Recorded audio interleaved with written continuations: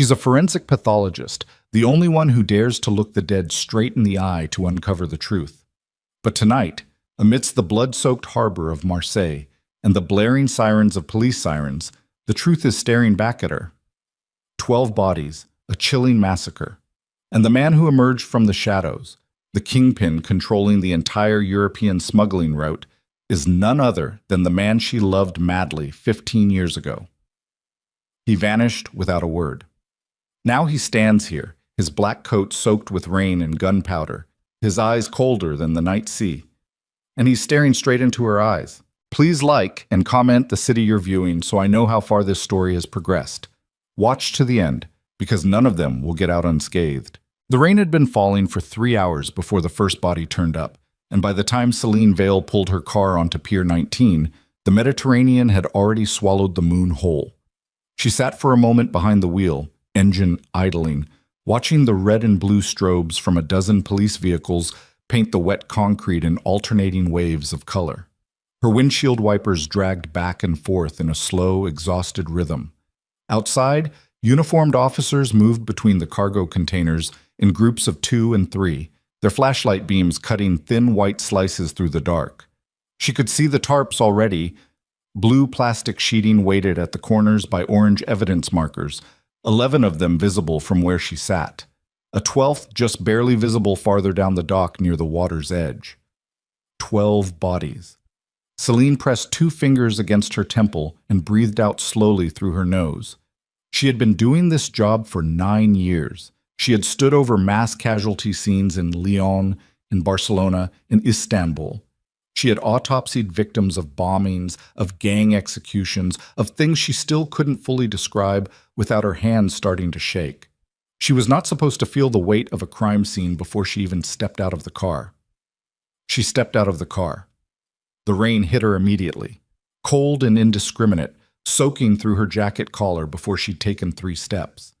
She pulled her case from the back seat, slung it over one shoulder, and clipped her credentials to the lapel of her coat. A young gendarmerie officer jogged toward her with an umbrella he was clearly not going to offer her. "Dr. Vale." He had to raise his voice over the rain and the sound of a generator somewhere behind the nearest container row. "Inspector Carre is waiting for you at the primary cluster. 12 confirmed deceased. No witnesses recovered yet." "Cause of death?" "Gunshot, best we can tell. But some of the bodies have—" He paused. Something shifted behind his eyes, a flicker of something that wasn't quite professional composure. "There's something surgical about the placement. Inspector Carr wanted your read before we let the scene photographers finish." "Surgical." Celine walked past him without responding. The pier smelled of diesel and salt water and iron. That last one wasn't the sea. She recognized it the way a sommelier recognizes an old vintage, not with pleasure, but with a kind of unwilling expertise. The blood had run in thin channels between the uneven concrete slabs and collected in dark pools near the bollards where the mooring lines were fastened. It had rained enough to dilute the edges of the pools, but not enough to erase them. She made a mental note of the drainage patterns as she walked. Inspector Henri Carr met her at the first cluster of bodies, 4 men arranged in a rough semicircle near the base of a container stack, each one face down, each one with a single entry wound at the base of the skull. Carre was a broad-shouldered man in his mid-50s with the kind of face that looked permanently annoyed regardless of circumstance. Tonight, he had reason to look it. "Vale?" He handed her a pair of nitrile gloves without preamble. "Tell me what you're seeing." She crouched beside the nearest body. Male, late 30s, heavy-set, dressed in the kind of nondescript dark clothing that suggested either warehouse labor or the deliberate effort to look like warehouse labor. She turned his head gently, or what she could access of it without disturbing the scene's integrity, and studied the entry wound. Small caliber, close range. The stippling pattern was absent, which meant either the shooter had used a suppressor or had stood far enough back that the distance itself acted as a diffuser, but the wound angle suggested proximity, which brought her back to the suppressor. "Execution style," she said. "Experienced shooter." They weren't afraid of noise, but they didn't want the sound carrying across the water. "Suppressed weapon, probably 9mm, but I'll need the lab to confirm. These men were brought here to die." She stood, Where are the other 8? Carr walked her through the rest of the scene without speaking much, which she appreciated. The remaining victims were distributed across approximately 40 meters of dock space in smaller groupings, 3 near the water's edge, 2 more behind a forklift that had been left running until it ran out of fuel at some point during the last 6 hours, 3 more inside an unlocked shipping container that had been turned into what Celine could only describe as a deliberate stage. Those last 3 had been positioned sitting upright against the container walls with their arms crossed over their chests. She stood in the mouth of that container for a long moment, rain drumming on the metal roof above her. "Someone wanted these 3 found this way," she said. "A message," Carr said from behind her. "To who?" He didn't answer. She turned to look at him and found his jaw tight and his eyes pointed somewhere past her left shoulder, back toward the dock road. She followed his gaze. 3 black vehicles had pulled onto the pier road without sirens, without lights. Just the slow, deliberate movement of vehicles that had no need to announce themselves because every person present already understood who they belonged to. They stopped in a precise line. Doors opened. Men stepped out. 5, 7, 9 of them, each one positioned with the kind of disciplined spacing that told Celine they had done this before, that this was choreography rather than improvisation. Then the rear door of the center vehicle opened, and Lucienne Moreau stepped out onto the pier. Celine's body did something before her mind could intervene. Her breath stopped. Not caught. Stopped, the way it stops when you receive news that restructures the geography of everything you thought you knew. The gloves were still on her hands. The case was still over her shoulder. The rain was still falling. All of it continued exactly as it had been, and none of it registered because Lucienne Moreau was standing 40 meters away on a blood-soaked pier in Marseille, and she was looking at him. He was taller than she remembered, or perhaps the coat added to the impression of height. A long black wool overcoat that moved with him when he walked, dark enough to absorb the strobe light rather than reflect it. His hair was shorter now, darker at the temples, and his face had been carved by time into something sharper and harder than the face she had memorized 15 years ago in a sweltering New Orleans summer. The boy she remembered had laughed easily and played piano at every bar that would have him, and had looked at the world like it was a puzzle he was delighted to solve. This man looked at the world like a problem he had already solved and was bored by. His security detail fanned out and practiced arcs. 2 of them walked toward Carr with the body language of men who were not asking for permission. Carré's hand moved toward his jacket and then stopped, a decision made and unmade in the same half-second. And then Lucienne's eyes found her. She watched it happen, watched his scan of the crime scene stall, watched his gaze pull toward her like something magnetic and involuntary, watched the precise control he carried in his face develop a single fault line. It lasted perhaps 2 seconds, maybe 3. Then it was gone, and his face was smooth again, and he was looking past her toward the container where the 3 seated bodies waited in the dark. But those 2 seconds. She had been a forensic pathologist for 9 years. Her entire profession was the reading of evidence, the story that bodies told when they could no longer speak for themselves. She knew how to read what people left behind without meaning to. And what she had read in Lucienne Moreau's face during those 2 seconds was not coldness, not calculation, not the practiced indifference of a man who commanded massacres for business. It was terror. Celine turned back to the container before he could look at her again. Her hands were steady. She had trained them to be steady. But her pulse was somewhere behind her ears now, a low, insistent drumming that she recognized as the physiological response to shock. She stripped one glove off and pressed her bare fingers against the cool metal wall of the container for a moment, grounding herself. 9 years. She had spent 9 years building a professional identity that had nothing to do with the summer she was 23, with the street musician who had played Coltrane at 2 a.m. on a Bourbon Street balcony and looked at her like she was the only person in any room he'd ever stood in. She had built walls that were 9 years thick, and she had done it carefully, brick by brick, and right now she could feel all of them trembling. She put the glove back on. Veil. Carr appeared at her shoulder again. His voice was lower now, clipped. I need you to finish your preliminary and get out before those men start asking questions. This scene just became political. I'm aware. Are you? Because you're standing in a container with 3 arranged corpses while the Moreau Syndicate is having a conversation with my deputy on the dock, and you look like you've seen a ghost. I've seen 12 of them tonight, she said. I'll have my preliminary observations to you within the hour. She stepped past him back out onto the dock. Don't let anyone move those 3 until I've photographed the positioning myself. The arrangement is evidence of method. Someone with medical or anatomical knowledge staged that. She walked back through the crime scene without looking toward the line of black vehicles.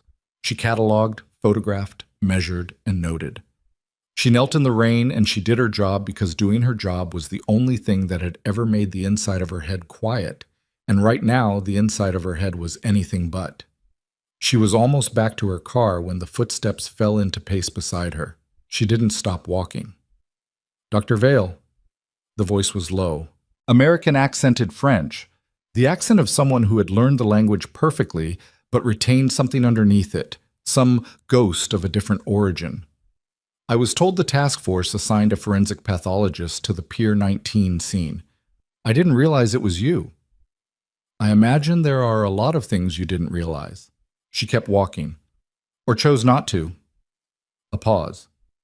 They were past the arc of the police strobes now, in the relative shadow between 2 container stacks, and she slowed despite herself because she could not make her legs carry her away from him as fast as she needed them to. Celine. Don't. She turned around. Up close, he was worse, or better, depending on which version of her was making the assessment. The rain had flattened his hair, and there was a cut above his right cheekbone she hadn't noticed from a distance. Fresh but not tonight's, a few days old, the edges already drawing together. His eyes were the same color they had always been, a gray-green that she had spent approximately 2 years of her life trying to forget, and they were looking at her now with an intensity that the controlled lines of his face were working hard to contradict. I'm going to tell you something, he said. His voice was quiet enough that the rain nearly swallowed it. And I need you to listen without responding for 30 seconds. You don't get to tell me what you need. Celine.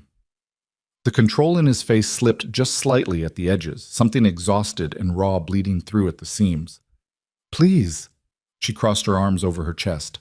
The case strap was cutting into her shoulder, and the rain was running down the back of her neck, and she was standing in a shadow on a murder scene talking to a man who had disappeared from her life without a word 15 years ago, and who was currently wanted for questioning by 4 separate European law enforcement agencies.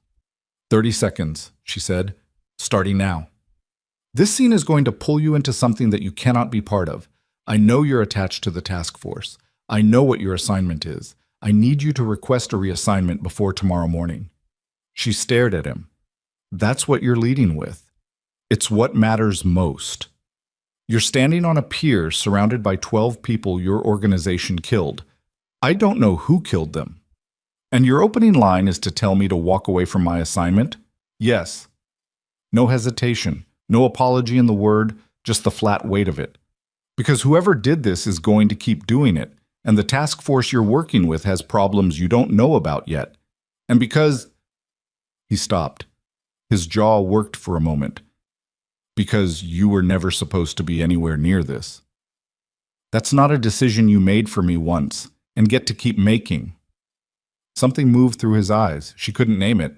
She had always been better at reading the dead than the living, because the dead didn't have the capacity to construct the layered, self-protecting performances that the living did. Lucien had always been the most layered person she'd ever stood in front of, even when he was 24 and supposedly uncomplicated.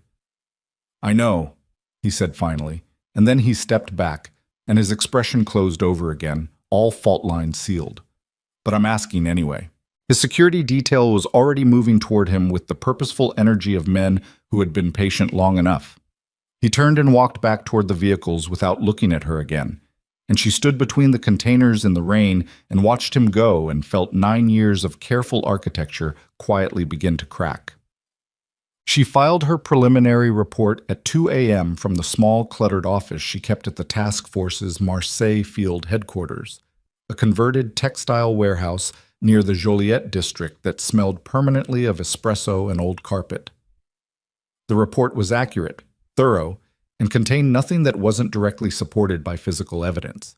She did not include the 2-second crack in Lucia Moreau's composure when their eyes met. She did not include the conversation between the container stacks. She did not include the fact that her hands had not been entirely steady while she typed, that she had deleted and rewritten the section on the staged container bodies 3 times before she was satisfied with the clinical distance of the language. What she included: 12 deceased males, ages estimated between 30 and 50 years. Cause of death in 11 cases: single gunshot wound to the posterior cranium, consistent with execution by a trained shooter using a suppressed firearm. 12th victim: probable identical cause of death pending full autopsy. Staging in the secondary container suggested perpetrator with anatomical or medical knowledge. Victim identities unknown, pending fingerprint and dental comparison. Scene consistent with organized criminal execution rather than opportunistic violence. What she didn't include: the way the rain had tasted like the salt of a different sea, a different coastline, a different decade. She closed the report and sat for a moment with her hands flat on the desk. The vinyl record arrived at 4:17 a.m. She found it propped against the door of her office when she came back from the break room with a third coffee she didn't need. A 12-inch record in a plain white sleeve, no label visible from the outside. She looked up and down the corridor. Empty. She picked it up, carried it inside, and pulled the record from the sleeve with the careful, habitual caution of someone who handled evidence for a living, touching only the edges. The label was handwritten in marker on plain white paper glued to the grooves. No title, no artist name, just a single line in small, precise letters. You were always the one who knew how to read a room. She turned it over. Nothing on the other side. She set it on her desk and looked at it for a long time. Then she went and found a record player in the storage room, the kind of artifact that accumulated in offices because no one ever threw anything away. And she played it. The first 4 bars were enough. It was a piano recording, private and imperfect, captured on something that wasn't a professional mic. She could hear the room ambient sound underneath, the faint traffic from some street, the click of a piano bench. The playing was unhurried and technically beautiful, and it was a piece she had not heard since she was 23 and standing on a balcony above Bourbon Street at 2 in the morning with her shoes off and her whole life feeling, for the only time she could remember, like it was exactly where it was supposed to be. She sat down on the floor of the storage room with her back against the shelving and listened to all of it.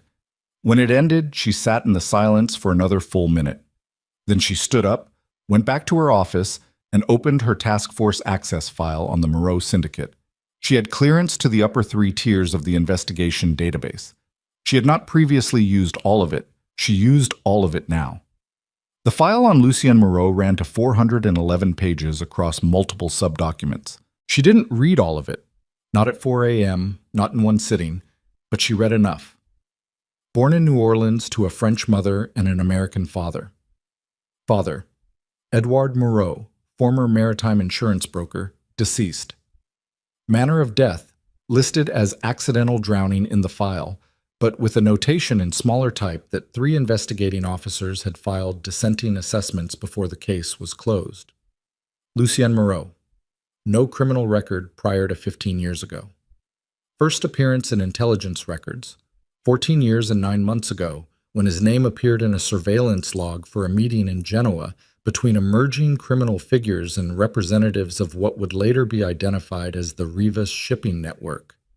He had built an empire in 14 years. Or he had inherited one and burned the old version down and rebuilt it in his own image. The files weren't entirely clear on which version was accurate, and the parts that should have been clear were redacted in ways that she'd noticed investigators sometimes did when they weren't sure which version of events served their purposes better. She read the section on his known associates twice and then a third time. She read the section on the Pier 19 massacre as it had been designated by the preliminary incident report and noted that the official narrative of the investigation had already, within 6 hours, been framed in a way that placed the Moreau Syndicate as the probable perpetrators of their own people's deaths. She sat back.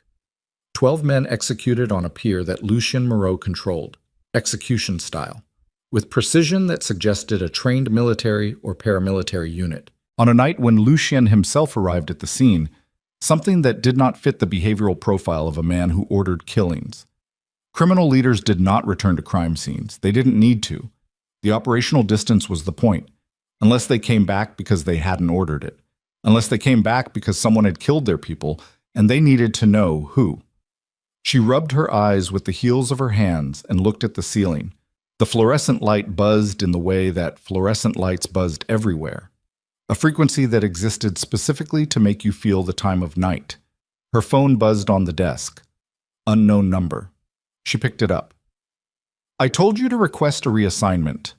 His voice on the phone was different from the dock, quieter, stripped of the performance that physical presence required. "You're reading the file instead." She didn't ask how he knew. "How did you get this number?" "You have a task force-issued phone, Celine. Their communications aren't as secure as they told you." She went still. "What does that mean?" A pause. Not hesitation. She got the sense that Lucien Moreau was rarely hesitant, that his pauses were intentional, calibrated. "It means be careful what you send on that device. It means be careful what you say in the building you're currently sitting in." "You're saying the task force is compromised." "I'm saying there are people in that building who are paid by interests that aren't the ones on their credentials. That's all I'm saying." "That's not all you're saying. You're saying I'm not safe." Another pause. This one did feel different. "You weren't supposed to be assigned to this case. Someone made a decision that put you here. I'm trying to understand whether that was coincidence." "You think someone targeted me specifically?" "I think someone put the one person in Marseille whose connection to me could be weaponized into the middle of an investigation designed to produce a specific outcome. I'm still working out the second half of that sentence." The fluorescent light buzzed. Rain ran down the window glass. Somewhere in the corridor outside her office, a door opened and closed. "Lucienne," she kept her voice level, "who did those 12 men on Pier 19 belong to?" The silence stretched long enough that she thought he might hang up. "They were mine," he said finally. "Supply chain supervisors, men with families. They were hit while overseeing a standard cargo transfer, and I don't know by who and I don't know why yet, and that—" A pause.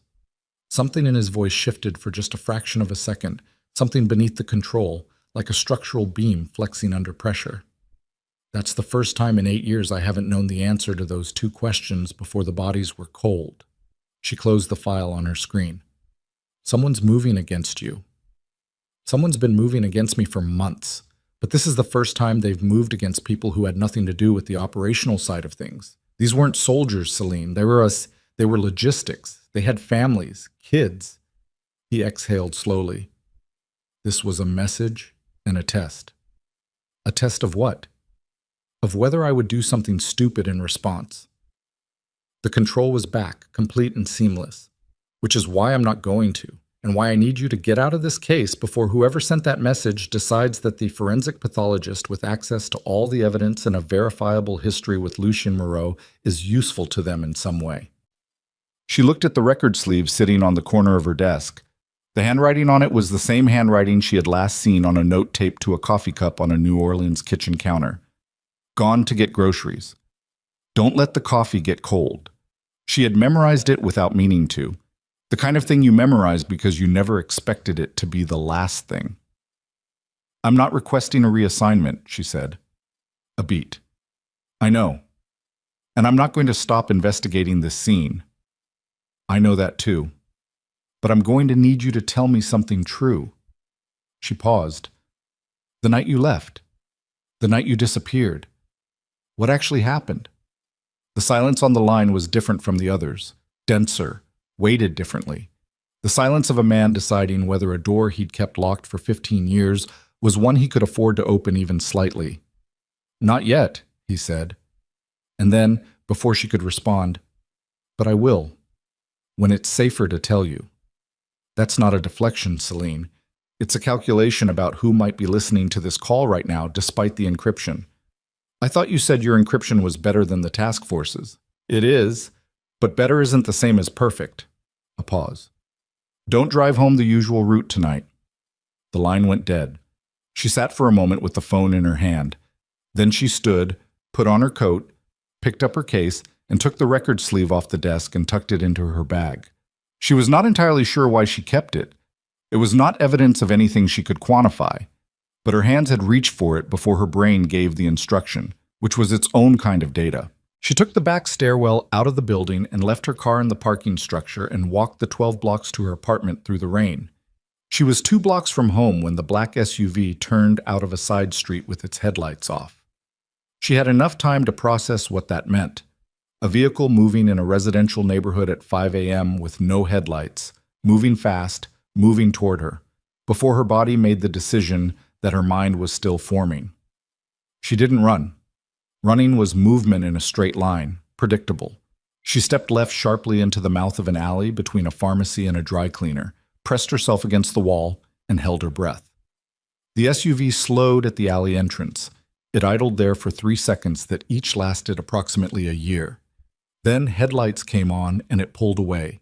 Celine stood in the dark of the alley with her back against the pharmacy wall, and her case clutched against her chest and her pulse somewhere in her throat. She counted her breaths the way she had been taught to count them in the single self-defense course she'd taken 6 years ago and never repeated because she'd told herself she would never need it. Her phone buzzed. The unknown number. She answered without speaking. "Take the next left," Lucian's voice said. "There's a blue door. The code is the year we met.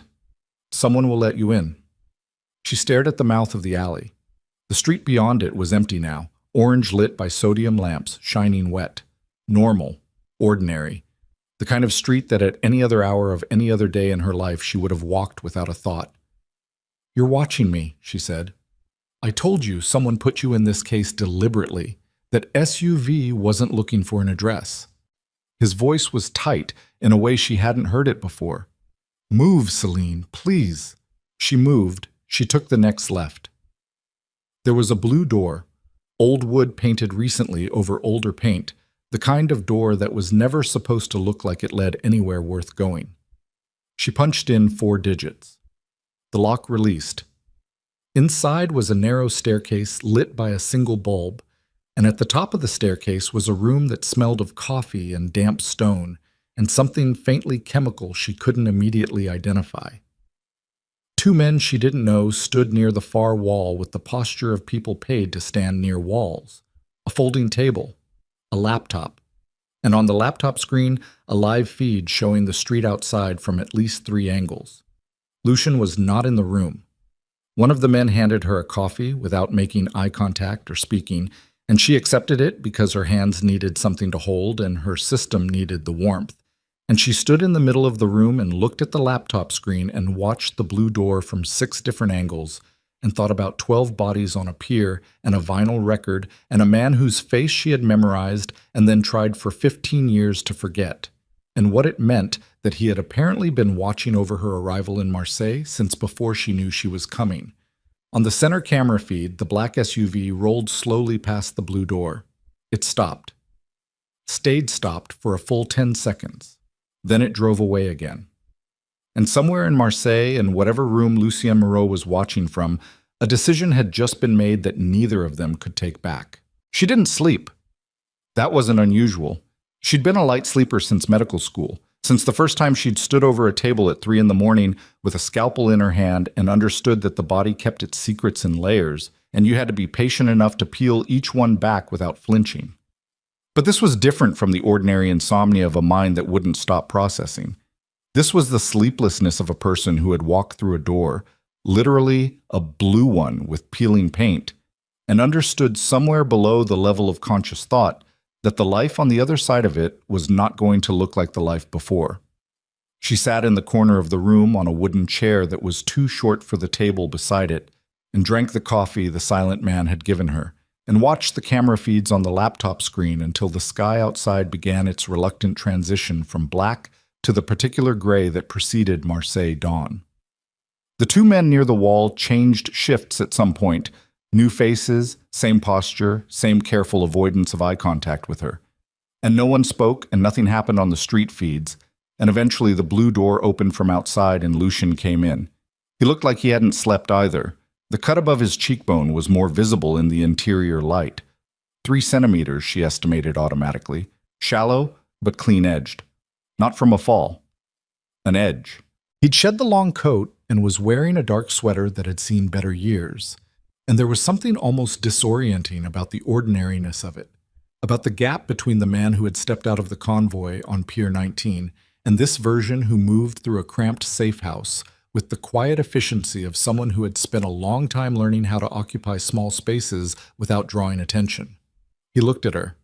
She looked at him. Neither of them spoke for a moment. "The SUV is registered to a leasing company in Nice that doesn't exist," he said. He pulled a second chair away from the wall and set it on the other side of the table and sat down without ceremony.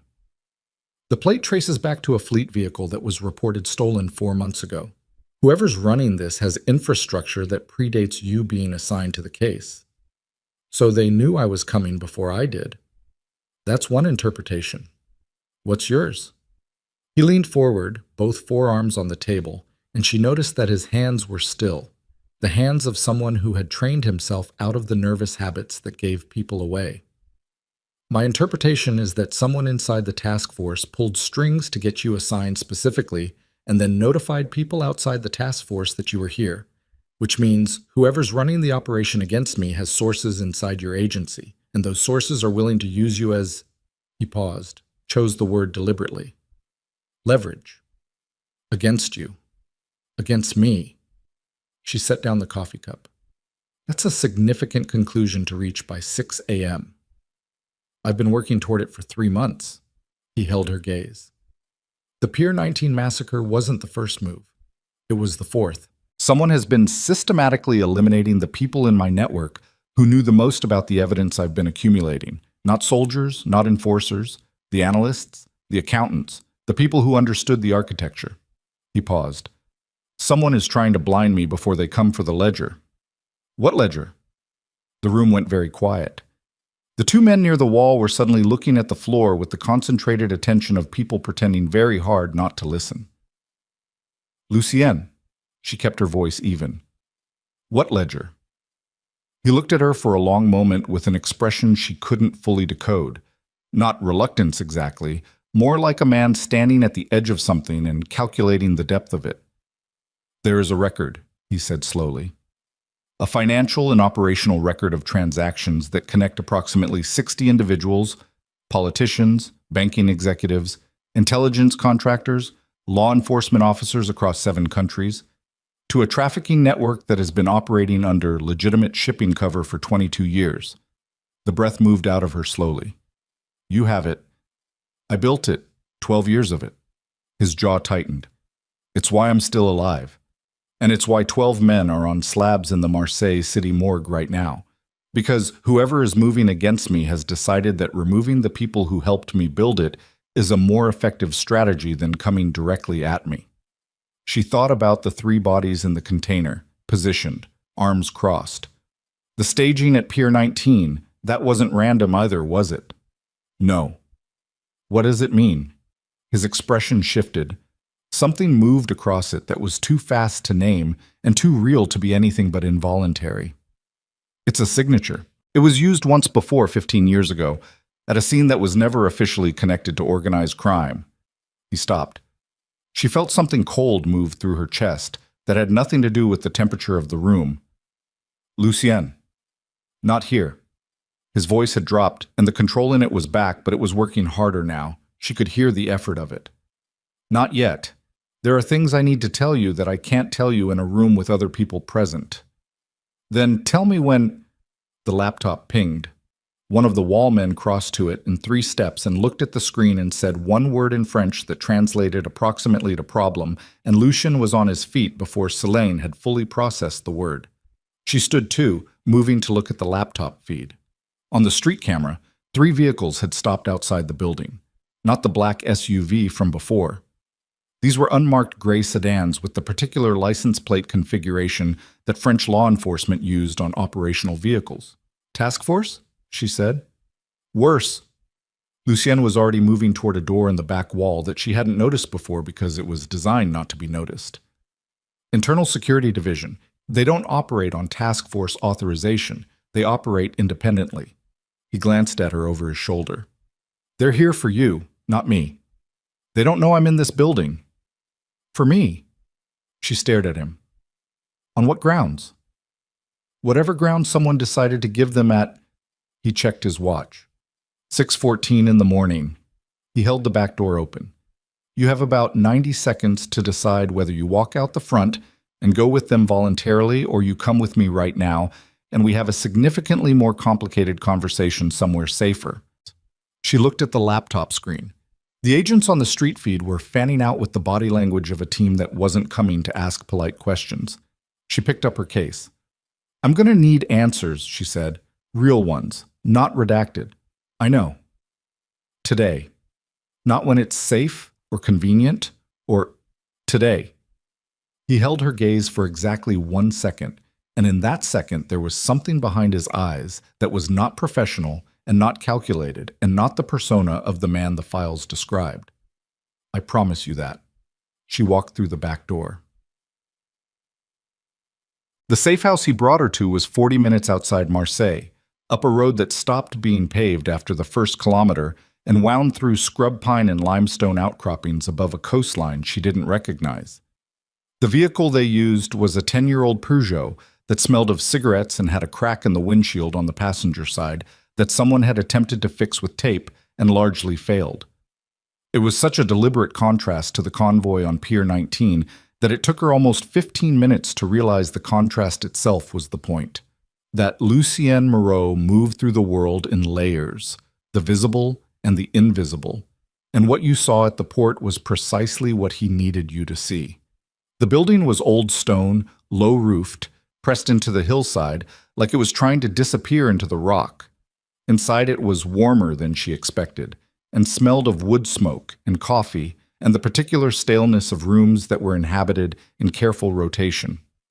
He poured coffee, real coffee, from an actual machine, which struck her as almost aggressively normal, and set a cup in front of her at a kitchen table scarred with years of use, and then he sat across from her and didn't say anything for a moment. Talk, she said. He wrapped both hands around his own cup, stared into it. She had the sense of watching someone locate the beginning of a thing they had carried for a very long time. Your brother, he said. Everything in her went still. Mathieu, he said. He was a journalist. Freelance, mostly. He sold pieces to 4 or 5 European outlets. He was working a story in the spring 15 years ago about illegal cargo routing through the Mediterranean. Shell companies, false manifests. He'd been working it for 8 months and he was getting close to the financial layer. He looked up at her. He contacted me because I was working the docks then.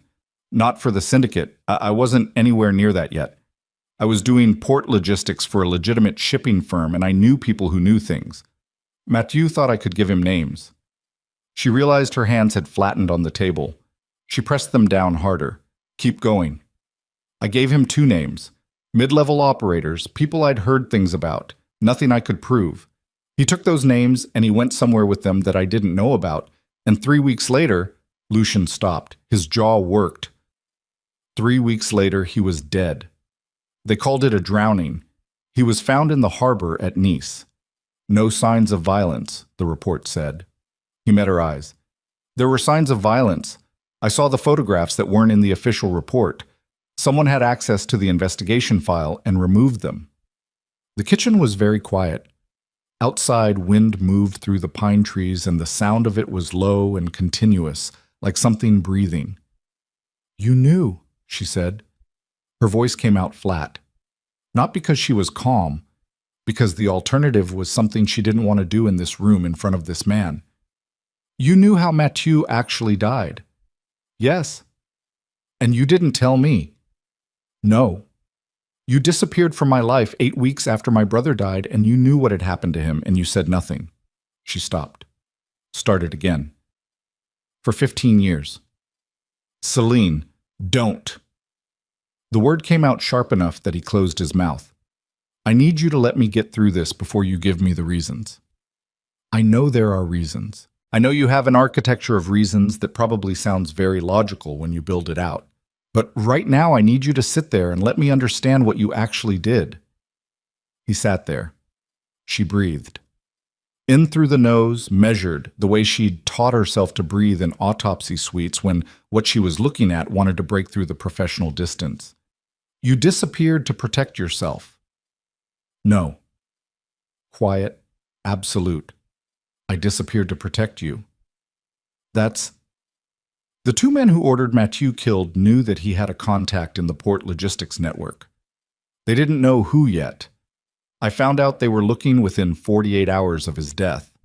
He set down the coffee cup with careful precision. If I had stayed near you, near New Orleans, near anything connected to me, they would have found me and they would have found you, and they would have decided that the journalist's little sister who was dating his port contact was a liability. So you vanished. So I vanished. A pause. And then I went looking for them.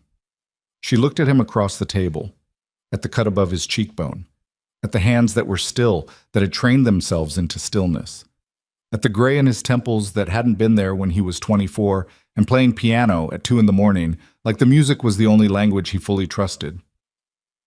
And what happened when you found them, she said. Something moved behind his eyes. Not guilt exactly, something older and more complicated than guilt. The expression of a man who had made a series of decisions that could not be unmade and had long since passed the point of pretending otherwise. I found that you can't destroy a network from the outside, he said. You can only dismantle it from within. She understood then, the full shape of it, the 14 years in the intelligence files, the empire built from the inside, the ledger constructed over a decade of being exactly what you were fighting. You became them. I became what I needed to be. His voice was steady, but the steadiness cost him something. She could hear the cost of it. I'm not going to tell you I didn't.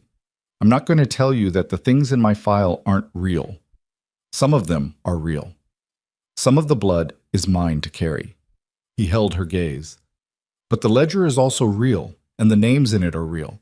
And if it surfaces in the right way with the right documentation, it ends something that has been running for 22 years and has cost... He stopped. It has cost more than I can quantify. Including Mathieu. Including Mathieu. The two words landed in the room like stones dropped in still water. She sat with that for a moment. Let it be what it was. She was a forensic pathologist. Her entire professional existence was built on the principle that truth had to be faced directly, that looking away from what a body told you was a form of dishonesty that had consequences. She was not going to look away from this. The people who killed him, she said, are they in the ledger? The people who ordered it are. A pause. The man who made the specific decision is someone you're going to encounter in the course of this investigation. His name is Adrian Voss. He presents as a financial consultant with legitimate European credentials. He is the operational architect of the trafficking network, and he has been protected for 2 decades by the intelligence assets in his pocket. Lucien's voice was factual, uninflected, the voice of someone who had processed rage into something colder and more durable. He is also the person who decided to move against my network in the last 3 months. And he is the person who arranged for you to be assigned to the Pier 19 case. She stared at him. Why me specifically? Because he knows about New Orleans. Lucien held her gaze. He knows our history. He's known about it for years. It's in a file somewhere, the kind of file that gets built on people who might become useful or dangerous later. He put you in this investigation because a forensic pathologist with a personal connection to Lucien Moreau, found to be conducting a private investigation or sharing evidence inappropriately, becomes a tool for discrediting everything she touches. He paused. Including the ledger, if it ever surfaces. The full architecture of it landed on her all at once, and it was so complete, so precisely constructed that for a moment she couldn't speak. Voss hadn't put her here to find evidence. He'd put her here to become compromised evidence. Her presence in this investigation, her history with Lucien, her access to the forensic data, all of it could be used to suggest contamination, to argue that the chain of evidence had been corrupted, to make everything she touched professionally radioactive. He's going to frame me, she said. He already started. Lucien reached into the bag he'd carried in from the car and pulled out a folder, physical paper, which she noted as deliberate, and set it in front of her. These were sent to the Internal Security Division at 5 a.m. this morning. That's why they were at the safe house. She opened the folder. Inside were photographs. Surveillance photographs, taken with a long lens, time-stamped across the previous night. Her arriving at Pier 19, her at the crime scene, her in the shadow between the containers, talking to Lucian. The conversation between the containers, captured at an angle that showed their proximity, his hand raised toward her face turned up toward his. From a certain reading, from the reading that someone without context would apply, it looked like a private meeting. It looked like a woman with crime scene access conducting a quiet negotiation with a known criminal figure. There was a document clipped behind the photographs, an internal memo, formatted in task force letterhead. It cited the photographs as evidence of potential evidence tampering. It recommended Dr. Celine Vale be suspended from the investigation pending review. Her name was already in the system as a person of interest. She closed the folder. She was aware of her own breathing in a way she rarely was, aware of its steadiness, of the deliberate mechanical quality she was imposing on it. The body's instinct was to hyperventilate. The body wanted to move, to run, to do something physical in response to a threat. She had spent 9 years training herself out of that instinct in professional contexts. She used that training now. He moved fast, she said. He always moves fast when he's already positioned. Lucienne was watching her with an expression she couldn't fully categorize, careful, and underneath the carefulness something that might have been admiration if it hadn't also looked so much like pain. Celine, you need to understand what this means now. It means I can't go back to the task force. It means you can't go back to anything that was your life before last night. He said it without gentleness, but also without coldness. As a fact, your professional credentials are being questioned in an official document. Your access will be flagged. Your apartment... He paused. I need you to assume your apartment is not safe. She thought about her apartment. The books stacked beside her bed. The good coffee she bought from the place 2 streets over. The framed photograph of Mathieu on the shelf above her desk. Him at 26, laughing at something outside the frame. The kind of laugh that had always made the people around him start laughing too before they knew what was funny. The forensic evidence I collected last night, she said, is in the task force system, which means Voss has access to your notes. The staging in the container, I documented that as evidence of anatomical knowledge. If Voss sees that, he'll know how much you understood from the scene. Lucian nodded. Yes. She stood up from the table, moved to the window which looked out over the scrub pine hillside and the silver line of the sea far below. The morning had arrived fully now, gray and cool and indifferent in the way that mornings were always indifferent to the state of the people moving through them. The ledger, she said to the window. Where is it? Lucienne was quiet for a moment. Lucienne, the ledger. Where is it? Distributed, he said. Pieces of it in multiple locations. No single person knows all the locations. A pause. Including me. She turned around. That's a lie. He looked at her steadily. It's a precaution. It's a lie with a practical justification, which is still a lie. She crossed her arms over her chest. You know where all of it is? You built it. You don't distribute something like that and then not maintain complete access. Because if you did, you'd lose control of the timeline and the conditions under which it surfaces, and control of the timeline is the only leverage you have. She held his gaze. Don't manage me. Not about this. Not now. Something shifted in his face, a kind of capitulation that wasn't quite surrender, more like the decision to stop holding a position he'd always known was temporary. There's a vault, he said. Offshore, technically, but accessible from a location in Marseille. It contains the master compilation. A pause. It contains everything. And Voss knows it exists. He suspects it exists. He doesn't know where. He's going to accelerate now. She thought it through as she said it, working the logic the way she worked a crime scene, following the evidence to the conclusion rather than the conclusion to the evidence. He moved against your network to blind you.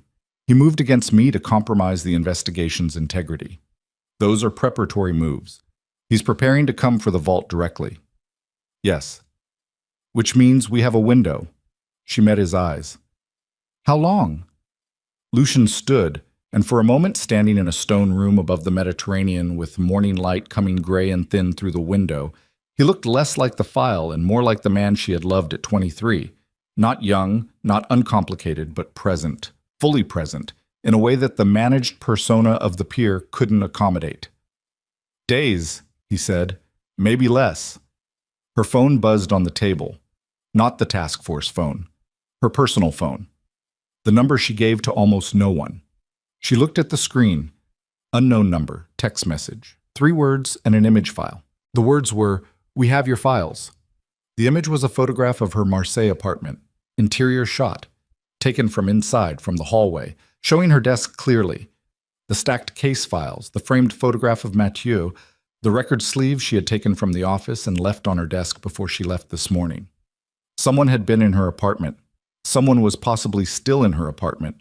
And the record sleeve, the one Lucien had sent, was in the photograph with her name written on a sticky note attached to it in handwriting that wasn't hers, positioned to look as though she had labeled it herself, as though she had been corresponding with. Lucien crossed the room in 4 steps and took the phone from her hand. He looked at the photograph for 3 seconds. That was all.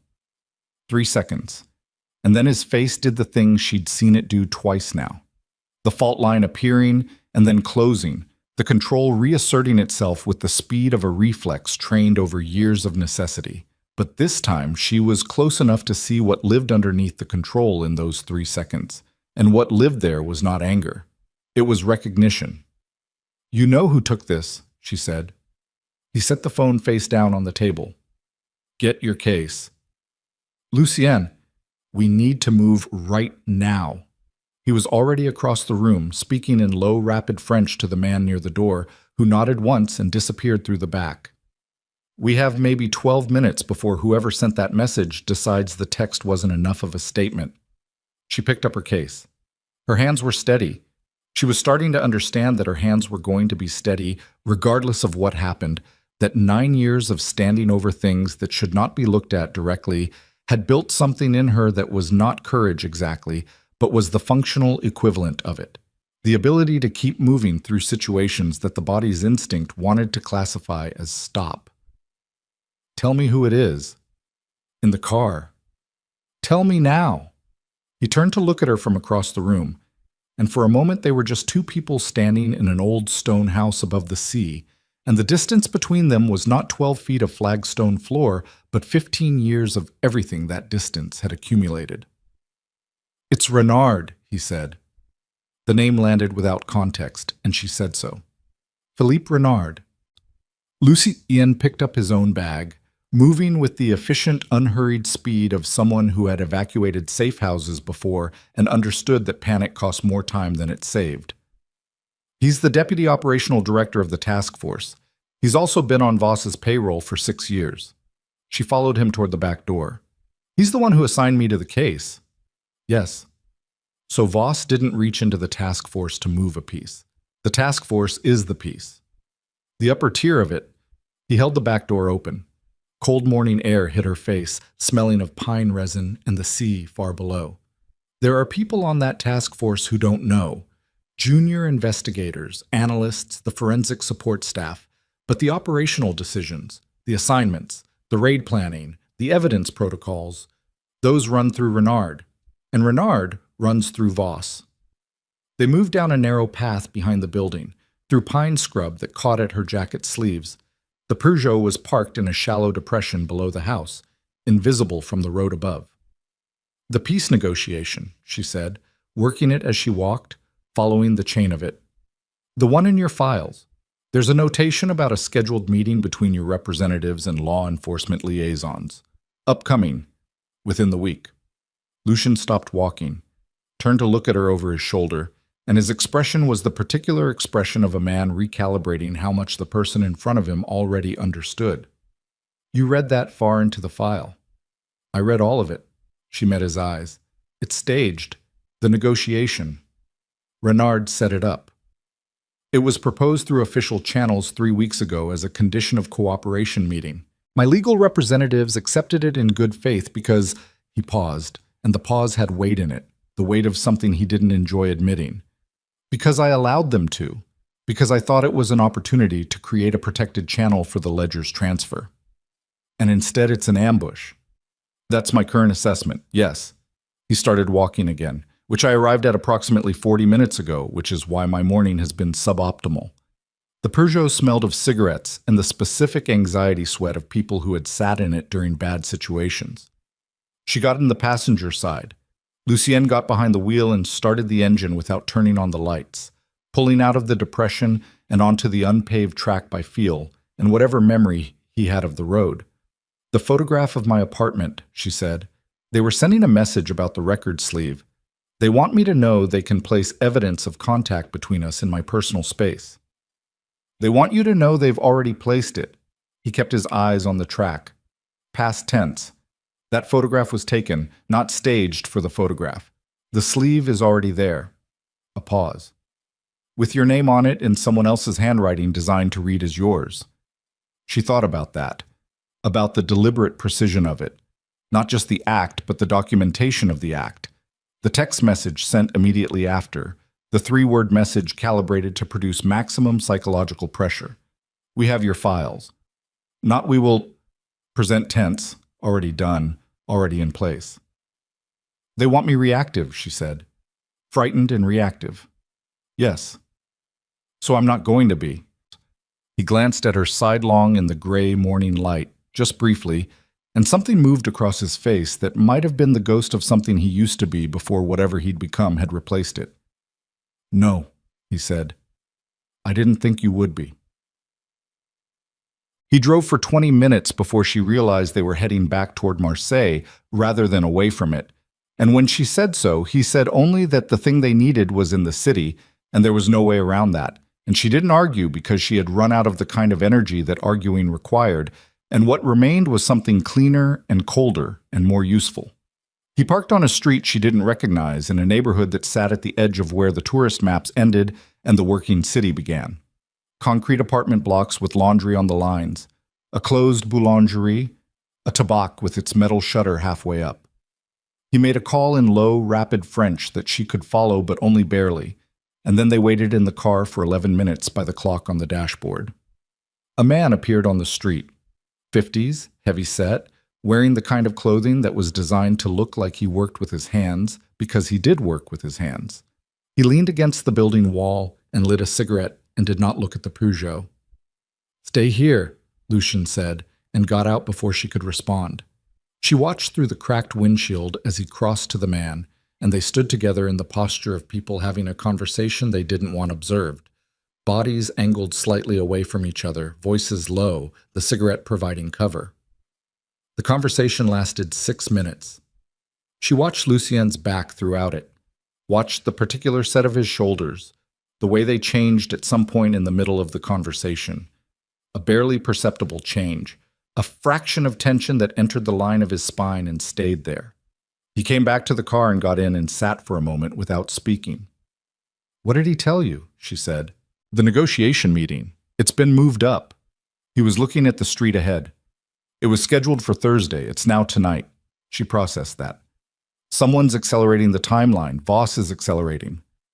My legal representatives have already been notified through official channels. They're expecting my confirmation by noon." He paused. "My people will go to that meeting expecting a structured conversation with law enforcement liaisons. What they'll walk into..." He stopped. "Tell me. Based on what Arnaud just told me, based on the operational movements his contacts have observed in the last 6 hours, there is a federal tactical unit that has been staged in the Joliet district since 3 a.m. Not a standard arrest unit, a unit with the operational profile of a termination order." The words sat in the air of the car. "They're not going to arrest your representatives," she said. "No. They're going to kill them and call it an armed confrontation. And with the forensic evidence from Pier 19 already framing the Moreau Syndicate as perpetrators of their own people's deaths, the narrative writes itself." His voice was flat and deliberate, each word placed with the care of someone who understood that if the flatness cracked, he wasn't sure what would come through. An attempted negotiation that turned violent. Criminal organization opens fire on law enforcement. Legitimate defensive response. A pause. 6 or 8 of my people dead in an opera house overlooking the sea, and the story of the Moreau Syndicate ends as a cautionary tale about the limits of criminal power. And the ledger? With the syndicate officially dismantled and its leadership dead or scattered, the ledger becomes evidence in a closed investigation. Managed by Renard, processed through Voss's channels. He turned to look at her. It disappears. She sat with the full shape of it for a moment. The Opera House. The tactical unit staged since 3 a.m. The legal representatives already notified, already expecting Lucian's confirmation, already moving towards something that had been designed from the beginning to be a killing floor. "How many people?" she said. "Who would go to the meeting?" "Yes." He was quiet for a moment. 8, possibly 10. She thought about 12 blue tarps on Pier 19 and the blood running in channels between the concrete slabs. And she thought about Mathieu at 26, laughing at something outside the frame.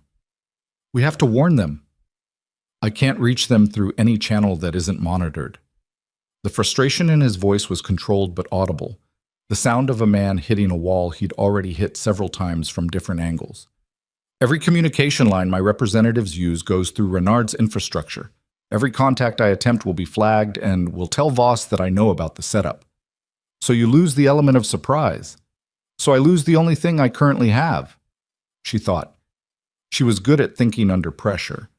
It was the specific skill that had made her useful in a profession that required it. The ability to move through a problem laterally when the direct route was blocked. To follow evidence chains in directions that weren't obvious until they were. "The forensic evidence from Pier 19, she said slowly.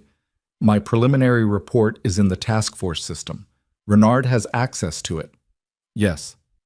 "But the physical evidence, the samples I collected, the chain of custody on the biological material, that runs through the lab, not through Renard. The lab director is not task force personnel. She's contracted through the city medical examiner's office." Lucian turned to look at her. "If I contact the lab directly," Celine said, "through the medical examiner's office channels rather than task force channels, requesting an urgent review of the staging evidence, the 3 bodies in the container, I can create a legitimate professional reason to be at the ME's office this morning. And the ME's office is 4 blocks from the location where your representatives will be told to assemble before the meeting. You'd be walking directly into Renard's operational area. I'd be walking into it with a professional cover that he himself established when he assigned me to the case." She met his eyes. "He made me part of this investigation. That cuts both ways." The look he gave her lasted several seconds. It was a look she couldn't entirely categorize. Not approval, not concern, something between them that was more complicated than either. "You'd be exposed." "I'm already exposed. You said so yourself." She opened the car door. "Tell me the assembly point." In. The medical examiner's office sat in a limestone building that smelled of industrial cleaning products and the particular cold that institutions maintained regardless of outside temperature.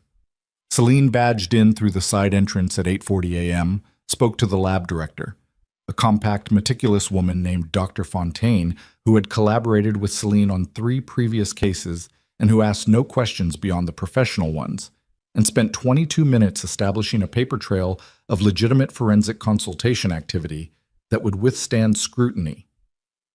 Then she walked 4 blocks north. The assembly point Lucien had given her was a parking structure on the Rue de la Loge, 2nd level, where his representatives would arrive by 9:30 to be transported to the Opera House. She was there at 9:15, standing beside a concrete pillar with her case over her shoulder, watching the ramp. The first car arrived at 9:22.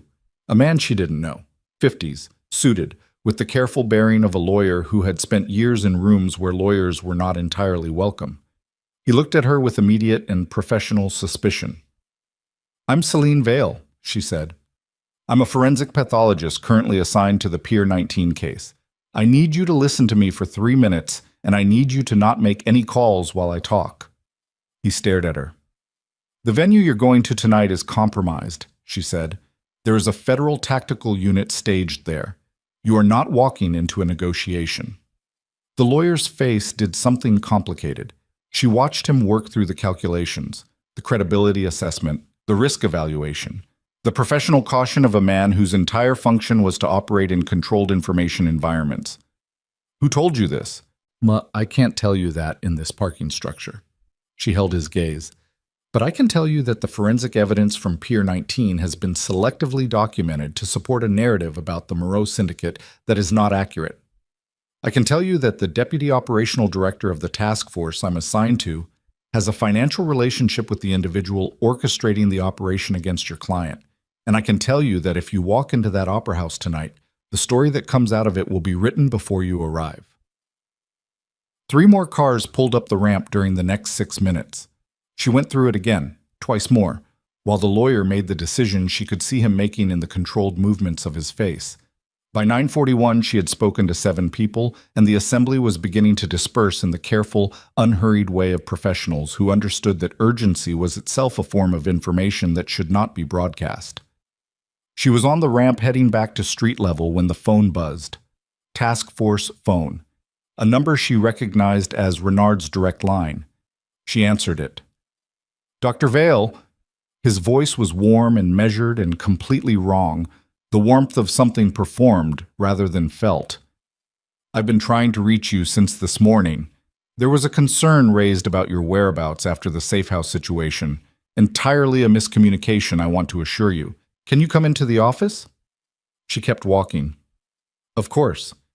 I've been at the ME's office, following up on the Pier 19 biological samples. I'll come in directly. Wonderful. A pause that was slightly too long. You've been tremendously helpful on this case, Celine. I want you to know that. She ended the call and walked 3 more steps and then stopped against a wall because something had just detonated in her chest with the slow, spreading pressure of something that had been building for hours. Tremendously helpful. Past tense. She replayed the call in her head with the attention she gave to autopsy findings, looking not at what was said, but at the structure of what was said, the grammar of it, the specific word choices of a man who was precise about language because precision was how he maintained control. You've been tremendously helpful. The present perfect. Not you are, but you have been. A construction that placed the action in a completed past, a closing of an account. He knew she'd been in the parking structure. She started walking faster. Her personal phone buzzed as she reached the street. Lu Shen. The Opera House, he said, without preamble. Voss moved the venue. It's not the Opera House anymore. She stopped on the sidewalk. People moved around her with the indifference of morning commuters. Where? There was a secondary location in the operational plan that Arnaud's contact didn't know about. A warehouse. Port District. Pier 7. A pause. Celine, my representatives didn't all leave the parking structure. Everything in her went cold. How many stayed? 2. A junior associate and a financial analyst who's been with the organization for 11 years. They didn't receive the dispersal instruction in time, and his voice changed register just slightly, a frequency shift she was learning to read as the sound of controlled fear. They're already en route to the new location. She was already moving. Pier 7. You cannot go to Pier 7. How long do they have? Celine, how long? A silence that lasted exactly as long as it took him to make a decision about whether arguing with her was more expensive than answering her. 20 minutes. Maybe less. She hailed a cab and got in and gave the driver the Port District address and sat in the back seat with her case on her lap and her pulse somewhere in her molars. She called the one number she had for a task force investigator she had assessed as outside Renard's operational circle, a junior analyst named Petra, who had struck her during briefings as someone who asked questions that weren't on the script. She left a precise, evidenced voicemail, names, locations, the staged tactical unit, Renard, Voss, Pier 7. She didn't know if Petra would act on it or how fast. She left it anyway because it was the only card she had left that she hadn't played. The cab pulled up to the Port District perimeter, and she got out and went the remaining distance on foot, through the familiar diesel and salt smell of the docks, through the particular geography of a place she had stood in less than 12 hours ago cataloging the dead. Pier 7 was not Pier 19. It was quieter, further from the main terminal, the kind of infrastructure that existed at the edges of a working port and got used when people needed to move things without documentation. The warehouse was a low metal building set back from the dock edge, and from 50 meters out she could already see that something was wrong. not by the presence of tactical units, which she'd expected, but by the absence of any movement at all. Too still. Too quiet. She was 30 meters from the warehouse door when it opened. The man who stepped out was not someone from Lucien's organization. He was lean and gray-suited and moved with the particular unhurried confidence of a person who was always standing in the room that everyone else was trying to get into. He was perhaps 60. His face was unremarkable in the specific way that some faces were carefully constructed to be unremarkable. He looked at her with the expression of a man who had been expecting her. "Dr. Vale," he said. His accent was mid-Atlantic, not quite American, not quite European, the accent of someone who had spent decades existing in the space between. "I was hoping you'd come yourself. It makes several things simpler." She stopped walking. Behind her, she could hear a car, the sound of it pulling onto the dock road, blocking the route she'd come from. "Adrian Voss," she said. He tilted his head slightly, the gesture of a man receiving a mild compliment. "You've been thorough. I expected that. The forensic mind." A pause. "Your brother had the same quality, actually. It's what made him dangerous." The words hit her with a precision that she understood was intentional. Not a slip, but a weapon, placed exactly where it would do the most damage.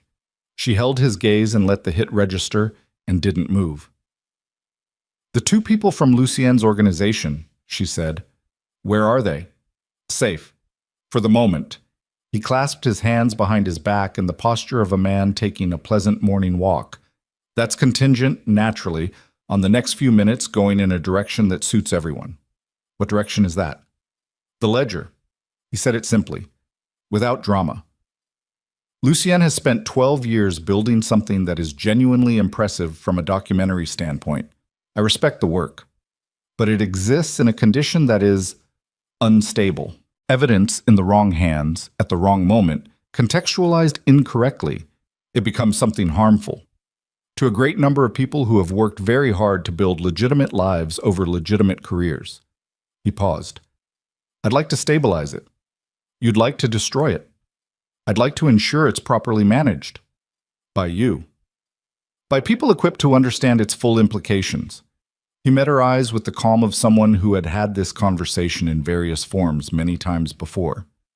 "You're not going to find what you're expecting to find inside that warehouse, Dr. Vale. What you're going to find is a straightforward choice." He tilted his head again. "You have access to Lucien, more access, I suspect, than anyone currently in my employ. I'd like you to use that access to arrange a transfer." She understood then. She understood the full shape of it. Not just the Pier 19 setup, not just the compromised task force, not just the photograph in her apartment. All of it, the entire architecture. She had not been put in this investigation to be discredited. That had been the secondary function, the contingency. The primary function was this. She was standing on a dock in the morning light, and she was looking at the man who had ordered her brother's death, and he was looking back at her with the patient expression of someone who had already calculated the outcome of this conversation and found it satisfactory, and the rage that moved through her was something she had never felt in exactly this form before.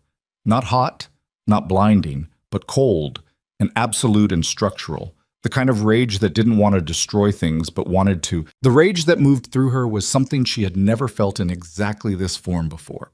Not hot, not blinding, but cold and absolute and structural. The kind of rage that didn't want to destroy things, but wanted to dismantle them, methodically. Completely. Down to the last bolt. She looked at Adrian Voss in the morning light, and she said nothing for 4 seconds, and in those 4 seconds she made a decision that she understood, with the clarity that comes only when all the available options have been stripped away, was the last decision of the person she had been before this morning. "All right," she said.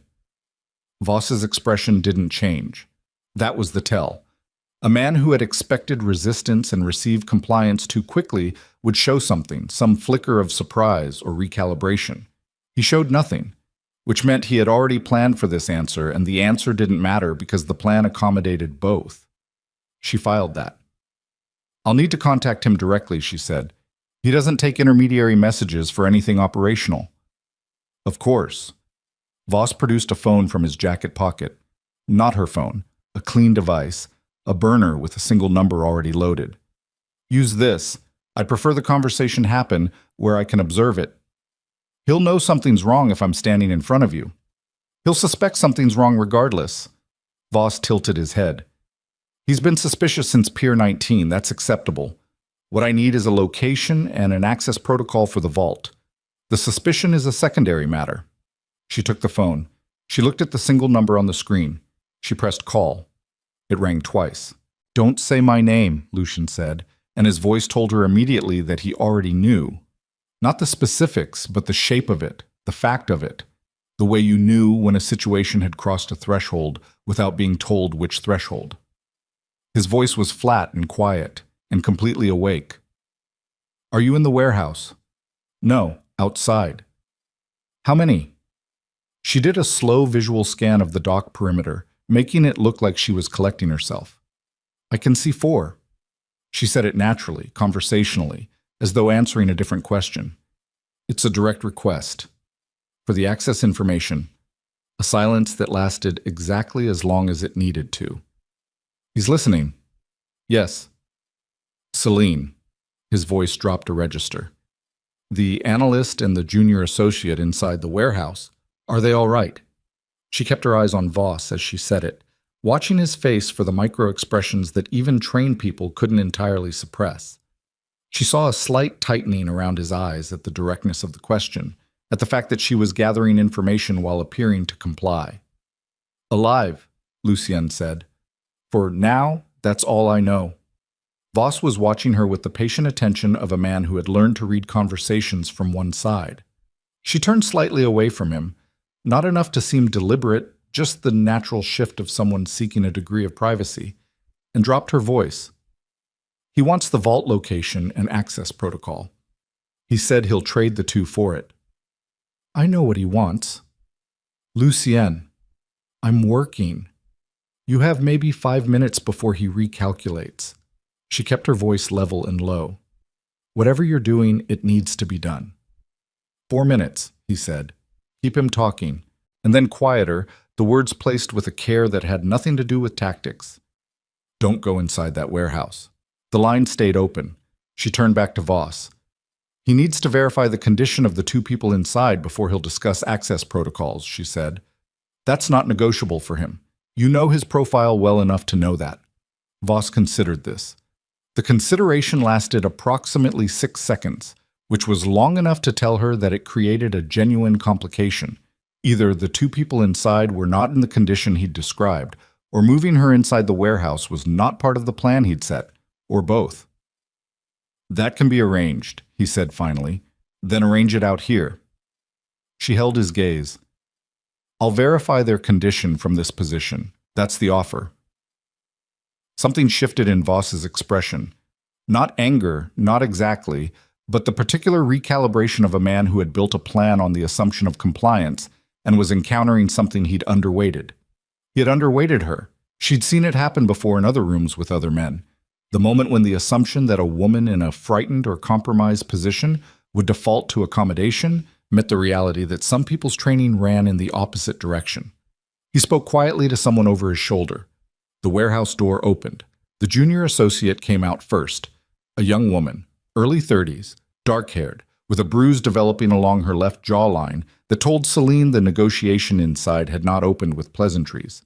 The financial analyst came out behind her, a man in his 50s who moved with the stiff deliberateness of someone managing pain. His right hand was held slightly away from his body. Celine looked at them. They looked back at her. She gave the analyst a single slow blink, the kind of signal that was too subtle to register as signal to anyone watching from a distance, and watched his face receive it. She put the phone back to her ear. Confirmed, she said. Both present. Good. Lucien's voice. 30 seconds. The access protocol. She raised her voice slightly toward Voss. He says the vault has a biometric layer. He has to be physically present to open it. The location data alone won't give you access. Voss's eyes narrowed by a fraction. That's an interesting detail to share. It's a detail he wants you to know because it makes him valuable. Keep him valuable and he stays cooperative. She kept her voice practical, clinical, the voice of someone presenting evidence. He'll give you the location, and he'll take you to it personally. But he wants the two people released from this dock before he moves. That's not... The explosion was not large. It came from the water side of the warehouse, a sharp percussive crack rather than a fireball, the kind of controlled charge that was designed to produce maximum disorientation and minimum structural damage. The sound hit first, then the pressure wave, then the secondary. A series of car alarms triggering simultaneously throughout the dock perimeter, the clatter of something metallic hitting the roof of the warehouse, and in the following 3 seconds, every person on that dock did the thing that people did when an unexpected explosion occurred at close range, which was to orient toward it. Every person except Celine. She was already moving. She crossed the 3 meters between herself and the analyst in 4 steps, grabbed his uninjured arm, and pulled. The young woman moved without being told. She had clearly spent the time inside the warehouse making her own assessments and preparations, and she went left while Celine went right, and the analyst went with Celine, and they were past the warehouse's corner and onto the dock's secondary access road before the Voss's security team completed their reorientation. Someone shouted behind them. She didn't look back. She ran. The analyst was heavier than she'd estimated, and the stiffness in his movement was worse than it had looked from a distance. His right arm was the problem, something wrong at the shoulder, and she adjusted her grip on him and kept moving down the dock road toward the secondary gate at the perimeter's edge that Lucien had described to her that morning in the stone house above the sea. Secondary gate. Blue-painted frame. Left off the main access road. She found it by the paint. A car was already there, not the Peugeot. A different vehicle, gray this time, engine running. The driver she didn't know. She got the analyst into the back seat, the young woman in after him, and she got in the front and the car was moving before the door was fully closed. Through the rear window she could see the dock perimeter in the distance. Figures running. Voss standing very still amid the movement, which was more frightening than if he had run, because it meant he was thinking rather than reacting, and a man like Voss thinking at speed was a more dangerous condition than a man like Voss in motion. "Where?" she said to the driver. "Joliet. 6 minutes." She faced forward. Her pulse was in her throat and her legs were shaking slightly. The adrenaline metabolizing, the body catching up to what it had just done. She pressed her feet flat against the floor and breathed and let the shaking happen and kept her face still. Her personal phone buzzed. "You ran," Lucien said. There was something in his voice she hadn't heard in it before. Not relief, because relief required having been afraid, and she suspected that Lucien had trained fear into something else a long time ago. What it sounded like was a man exhaling a breath he'd been holding. "You said don't go inside the warehouse." "I said that." "The charge was yours." "Arnaud's, technically. I made the call." A pause. "Are you all right?" She thought about the question seriously for a moment, which was unusual because most people asked it expecting a reflexive answer. "I'm intact," she said. "The 2 from the warehouse are injured, the analyst's shoulder." "I know. The driver has medical supplies." "Voss is still on that dock." "I know that too." "Lucien." She lowered her voice, angling slightly away from the other occupants of the back seat. "He told me Mathieu had the same quality, the forensic mind. He said it like he'd known him, like he'd assessed him personally before." She stopped. The silence on the line was dense. "He did," Lucien said, and those 2 words carried the full weight of what they contained. The confirmation that Mathieu's death had not been a decision made at a distance by someone who saw him as a file entry, but a decision made by someone who had looked at him directly and calculated what he was worth and what he cost. She closed her hand around the phone until the edge of it pressed into her palm, hard enough to feel. "Where are you?" she said. "Coming to you." A pause. 10 minutes. Well, the location in Joliet was a basement space below a Chandler's Supply warehouse, the kind of place that smelled of rope fiber and marine grease and had been modified for habitation with the minimum investment required to make it functional. Folding tables, laptops, a medical kit that turned out to contain enough supplies to address the analyst's dislocated shoulder, which one of Lucien's people reset with a practiced efficiency that suggested it wasn't the first time he'd done it in a room like this. Lucien arrived in 9 minutes.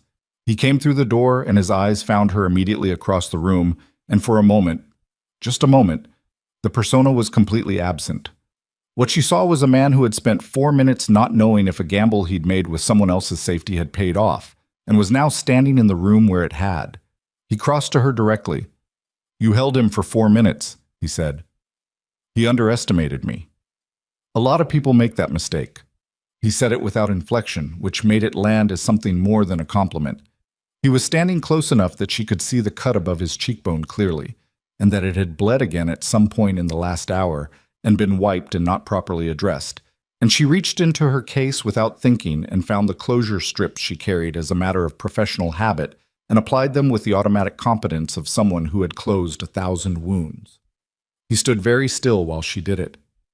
"He's going to move on the vault directly now," she said, smoothing the last strip. "He knows the biometric story was a stall. He knows the two people are out. His only remaining leverage is the task force infrastructure and whatever he can get from Reynard." She stepped back. "How long does the vault hold if someone with Renard's access credentials tries to breach it through official channels?" 72 hours against a standard intelligence-grade intrusion attempt. Maybe 40 against something more aggressive, with the right tools. He paused. "Boss will have the right tools. Then we have 40 hours at the outside. Less." His jaw tightened. "He's going to use the forensic report. Your report from Pier 19. He's going to use the evidence about the staging, the anatomical knowledge notation, to reframe the narrative of the Pier 19 massacre before the vault becomes publicly relevant. If the story that lands in front of an international court has the Moreau Syndicate as both perpetrators and victims of their own massacre, caused by a forensic investigator with a documented personal relationship to the syndicate's leader, then the ledger is tainted before it's opened." She understood it completely. He doesn't need to destroy it. He just needs to make it inadmissible. And he can do that in 24 hours if he moves now. She looked around the room, at the laptops, at the people around them who had spent months building something with Lucien that was now in the process of being dismantled from the outside, at the analyst sitting against the wall with his shoulder bound, and his expression the particular expression of a man who had almost died this morning and had not yet fully processed that he hadn't. "The festival," she said. Lucien went still. "Marseille's Festival of Lights. It's in 3 days." She held his eyes. "City-wide event, international media presence, live broadcast infrastructure." She paused. "You've been building the ledger for 12 years. You built it as evidence for a legal process that has been compromised, so the legal process isn't the venue anymore." She watched his face. "What if it was never going to be?" The silence in the room changed quality. The people at the laptops were not pretending not to listen anymore. "You want to go public," Lucien said. "I want to go public in a way that happens faster than Voss can contain it." She held his gaze. "The festival broadcast goes to 43 countries. The Palais du Fer has a surveillance infrastructure that was upgraded last year and connects to 3 international news feeds. If someone with the right technical access could route the ledger's documentation through that system, during the festival, while the city is full of journalists who are already there and already have cameras running and already have broadcast connections to their networks." She paused. "He can't suppress 43 simultaneous international feeds." Lucien was looking at her with an expression that she couldn't name because she didn't think she'd seen it on him before. Not in this room, not on the dock, not in the stone house above the sea. It was the expression of a man encountering a version of a plan that was better than his own and recognizing it without ego, which was a rarer quality than people gave it credit for. "The Palais du Fer," he said slowly. "Voss will be there. The council will be there.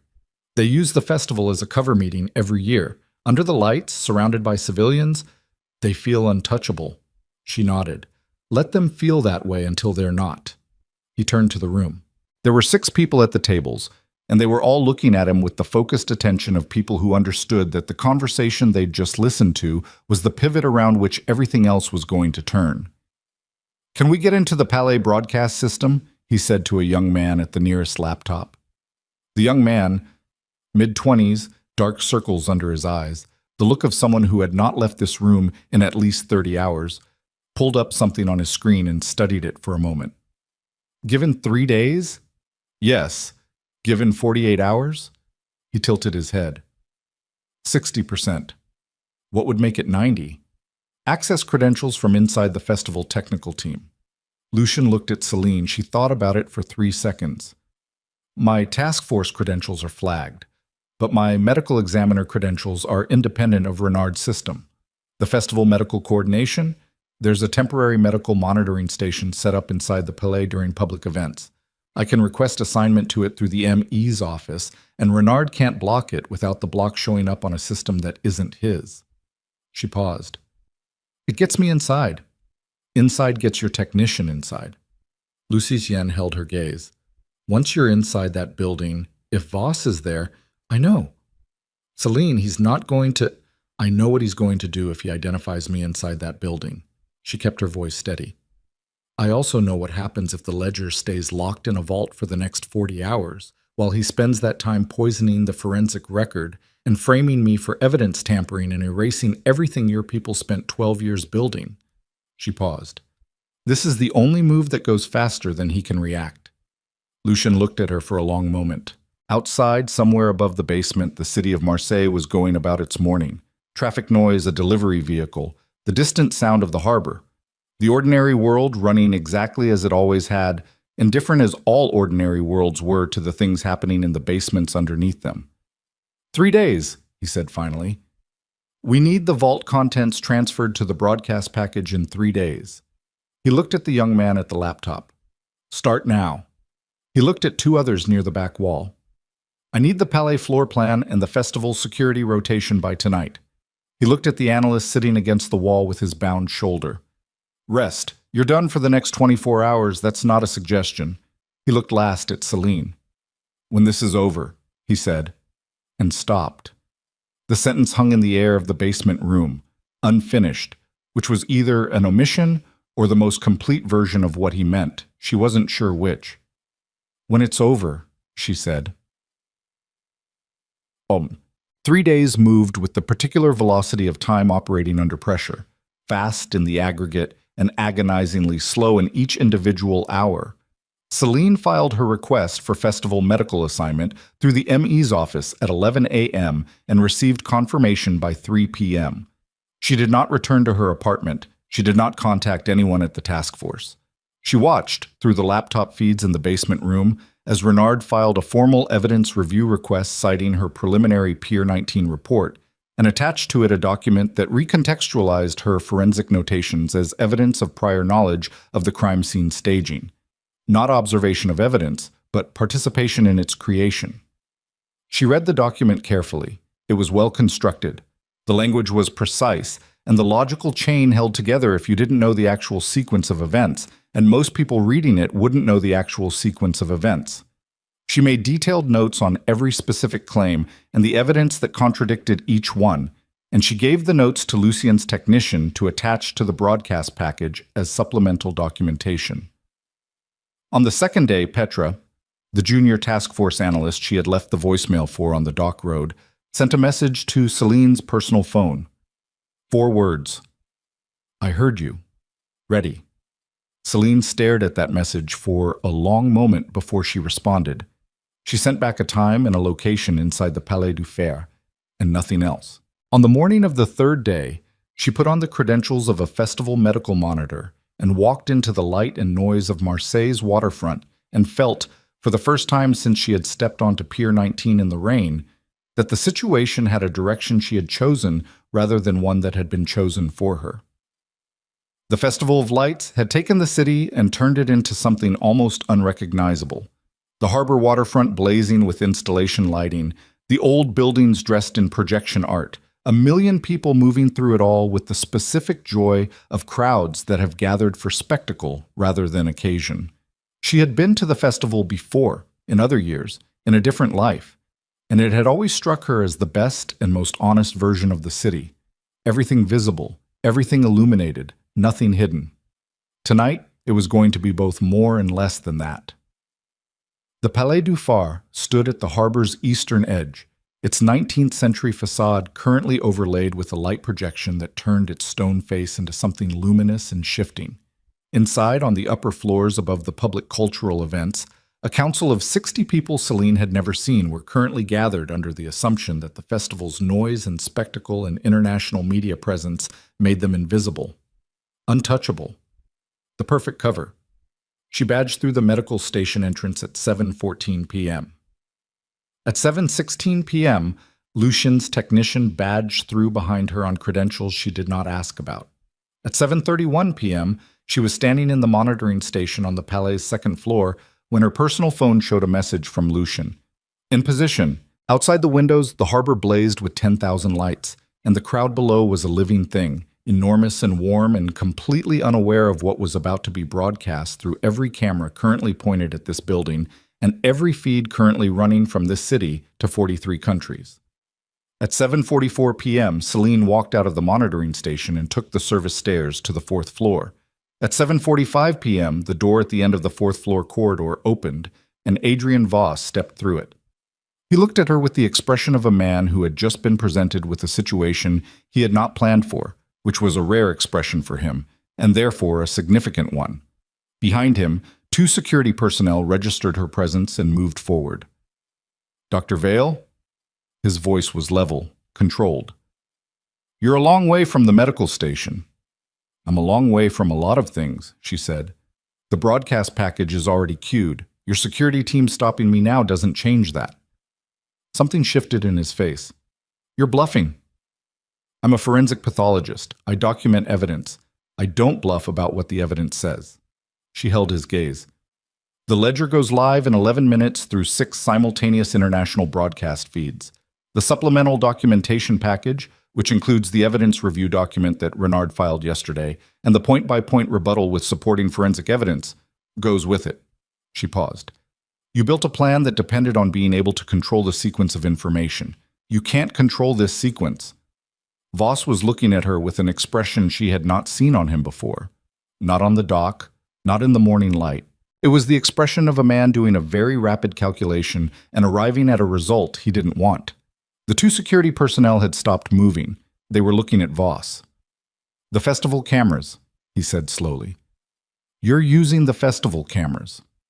"I'm using every camera in this building and the 6 international feeds that are currently live broadcasting the Festival of Lights to their home countries." She kept her voice even. "In 10 minutes and 40 seconds, 60 names are going to appear on every screen."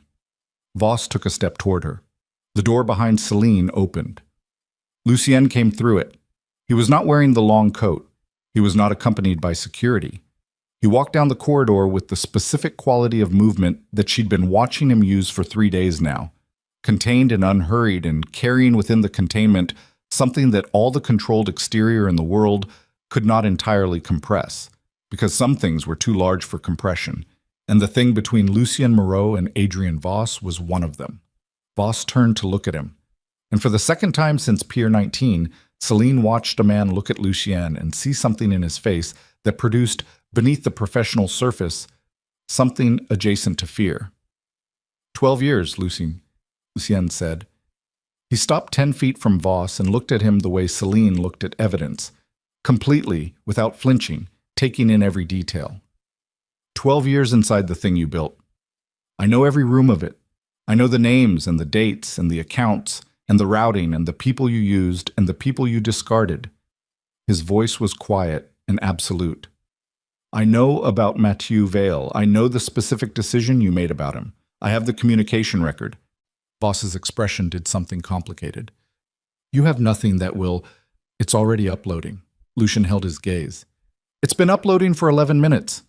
The window where you could have stopped this closed while you were in that room upstairs running a meeting that is now being recorded by 3 cameras your people didn't find. A pause.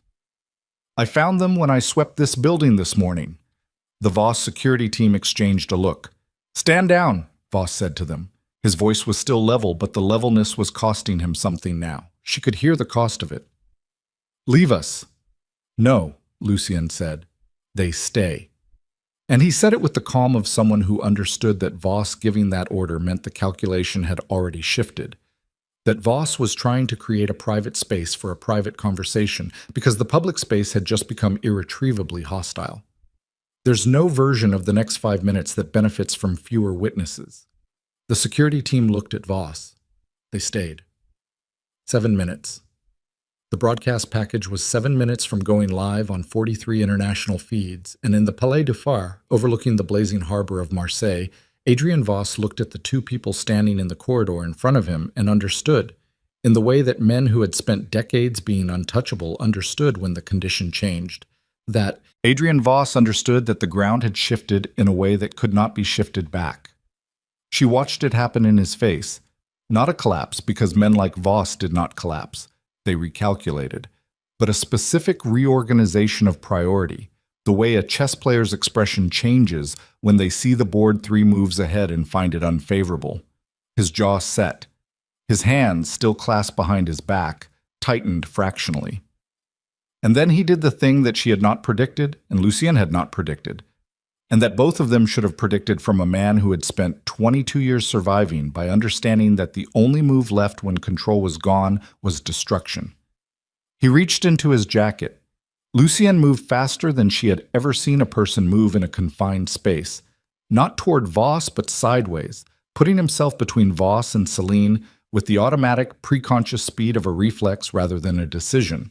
And the sound that followed was not a gunshot, but close enough that her body processed it as one before her eyes caught up and identified it as the door at the corridor's far end being kicked open from the outside. Petra came through it. Not alone.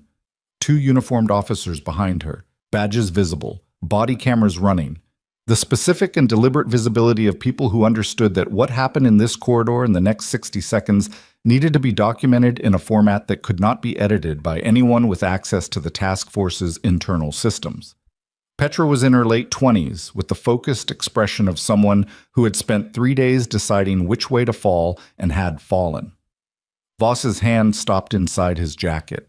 The calculation took him approximately 2 seconds. 2 security personnel behind him, neither of whom had moved to assist him. Lucien between him and the only remaining exit. Petra and 2 uniformed officers blocking the other end of the corridor, body cameras running.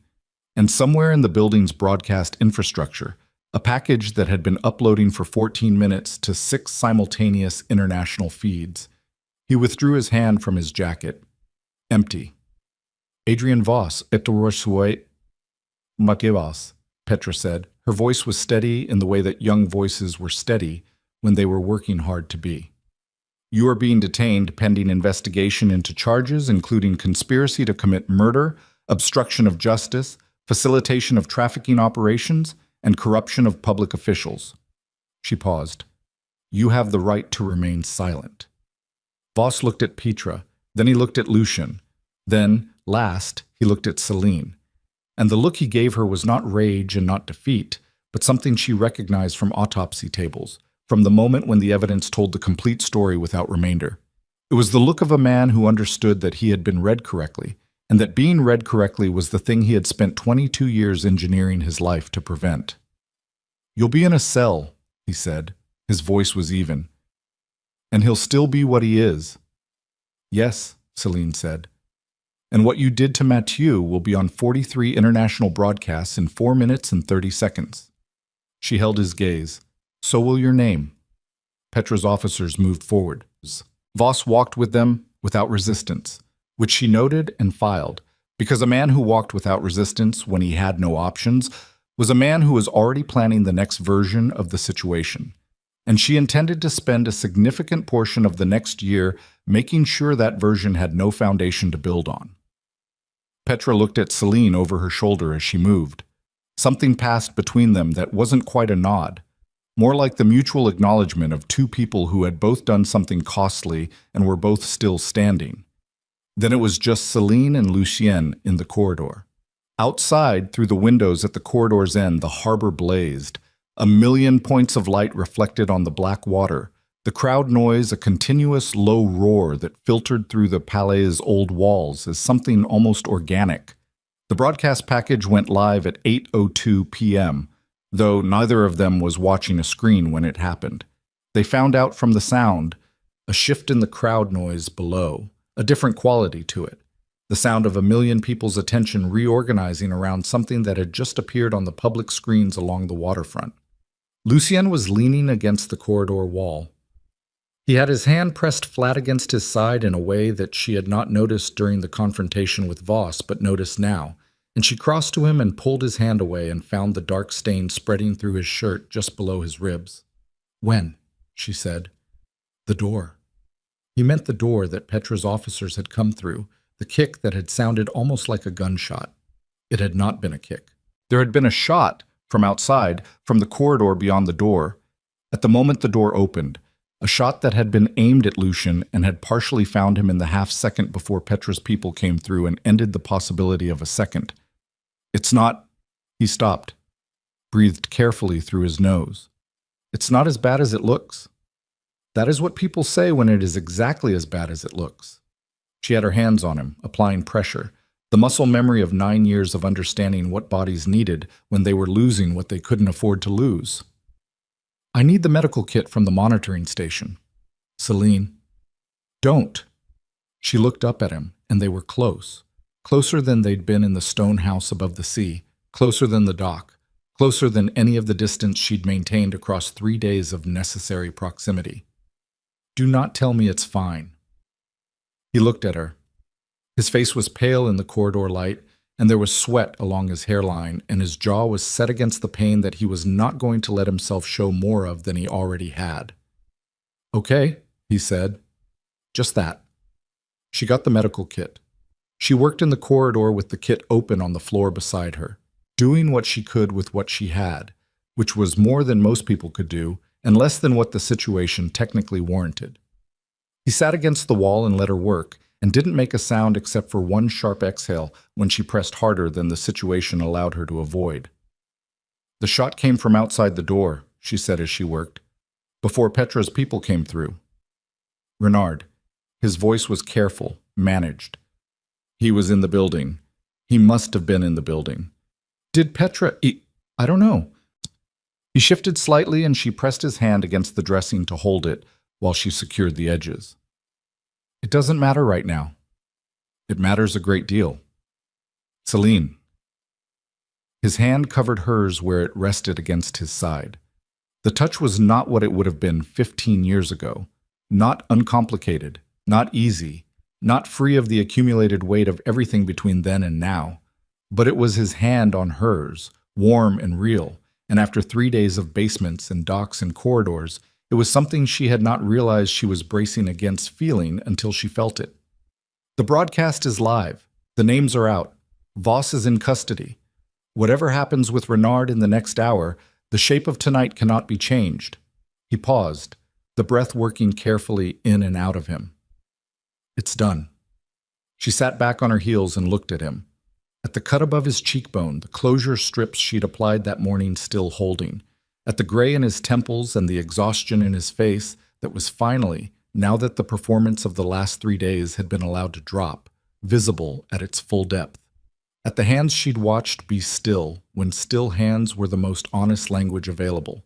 And she understood something she hadn't had room to understand until this moment in a corridor above a blazing harbor. He had been afraid tonight. Not of Voss, or not primarily of Voss. He had been afraid of what happened to her if the gamble went wrong. She picked up the medical kit without saying anything and closed it and sat beside him against the corridor wall, and they stayed there together while the crowd noise below shifted and swelled and the lights of the Festival of Lights blazed over Marseille. What followed was not fast, and it was not clean, and it was not the version of aftermath that happened in stories where the ending arrived like a door closing. Renard was found in the Palais du Phar's service stairwell at 8:47 p.m., arrested by uniformed officers who had been called by Petra from the corridor and who arrived to find him still holding the weapon that had sent the shot through the door. He said nothing when they detained him. He continued to say nothing through the following weeks of formal proceedings, which his lawyers advised, and which ultimately served him poorly because the documentation contained in the broadcast package was specific enough that his silence created no ambiguity to exploit.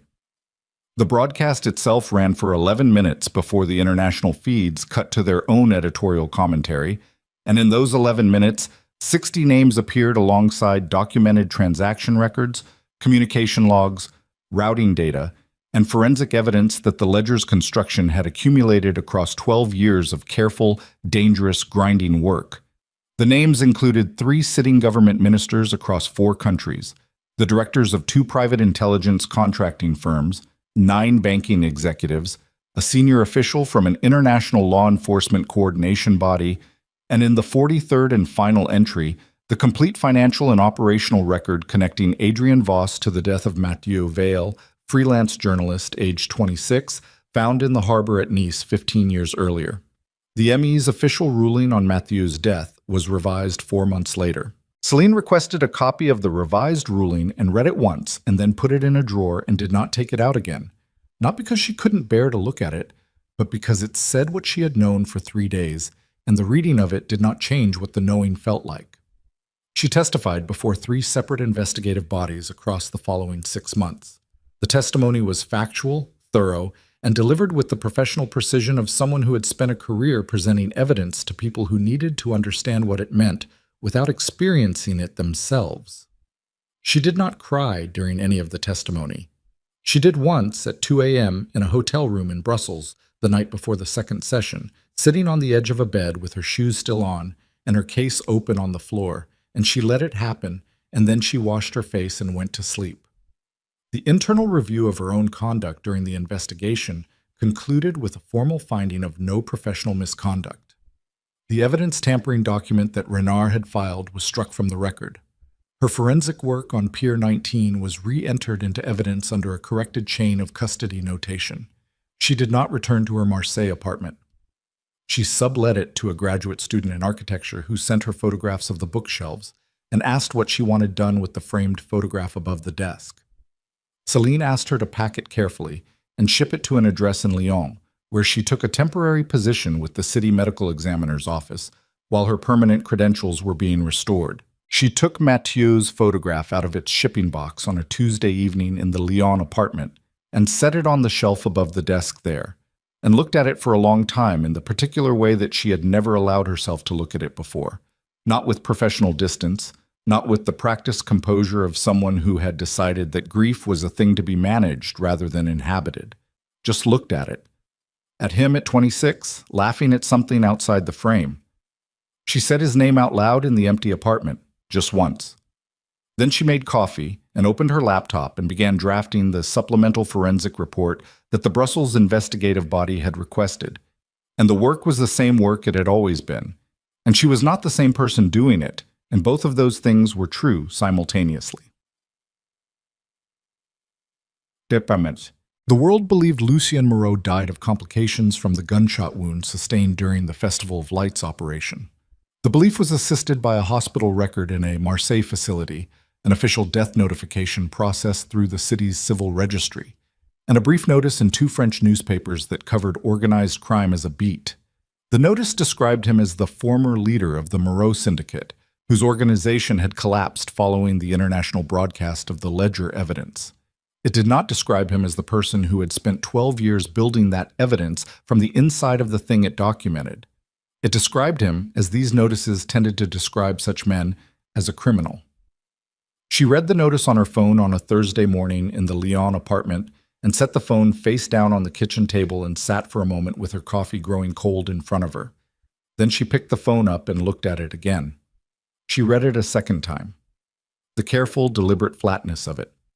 The absence of the thing that mattered most about what he had actually done, replaced by the simple categorization of what he had been while doing it. She thought about what he'd said in the corridor, his hand over hers, his voice careful around the pain he wasn't going to perform. The shape of tonight cannot be changed. She thought about the piano recording on the vinyl record, the room ambient sound underneath it, the click of a bench. She went back to work. The autumn came the way autumn came on the Atlantic coast. Not dramatically, not overnight, but as a gradual renegotiation between the warmth and the cold, each winning and conceding ground in alternating weeks until one morning you woke up and the light through the window had changed quality in a way that was permanent rather than temporary. She had been in Lyon for 4 months when the letter arrived. No return address, postmarked from a town she didn't recognize, small enough that the name meant nothing to her, on the Atlantic coast, somewhere between Bordeaux and the Spanish border. Inside was a single piece of paper with a hand-drawn map, not an address. A map. The kind you drew for someone when the destination was a place that didn't have an address that would make sense to a stranger.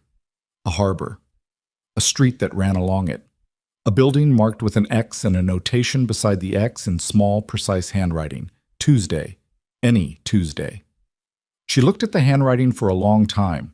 She had been careful since the festival. Not cautious in the way that fear produced caution, careful in the way that someone was careful when they had learned, at significant cost, that the assumption of safety was a form of carelessness. She had maintained her professional obligations. She had testified accurately and completely.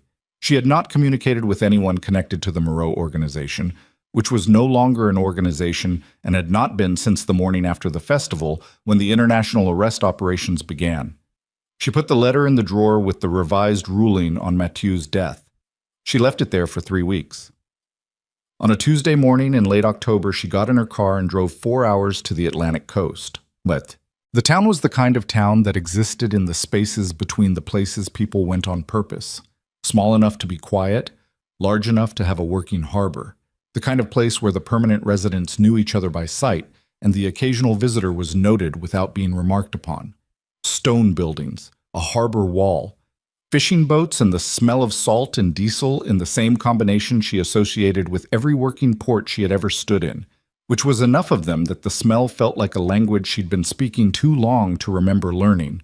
She found the building by the map rather than any other indication. It looked like nothing from the outside. A narrow facade between a ship chandler and a closed souvenir shop. A door painted dark red. A single window above it. From inside, she could hear music before she opened the door. Piano. Live, not recorded. The particular quality of a room that had been built with some acoustic consideration. Not a concert hall, but not indifferent to sound either. She stood outside with her hand on the door for a moment and listened to the first 4 bars and recognized them the way she had recognized the vinyl recording below the level of thought, in the part of her that had been 23 on a balcony above Bourbon Street. She opened the door. The room inside was low-ceilinged and warm and smelled of wood smoke from a fireplace that was doing actual work rather than decorative work, and of coffee, and of the particular smell of a room that was inhabited by someone who had taken care with the inhabiting. A dozen small tables, a bar along one wall that was more serious about its whiskey selection than its wine, and at the far end of the room, a piano that was better than the room required. A good instrument in an ordinary space, the kind of choice that told you something about the person who had made it. At the piano sat Lucien. He was wearing a dark sweater she recognized from the safe house above the sea. His hair had grown since October, and there was more gray in it now, threaded through without apology. He was playing with his eyes closed, and the quality of his attention to the music was the kind of quality that she had always recognized in him as the most honest version of him. The version that existed when the performance of being whoever he needed to be in any given room was not required.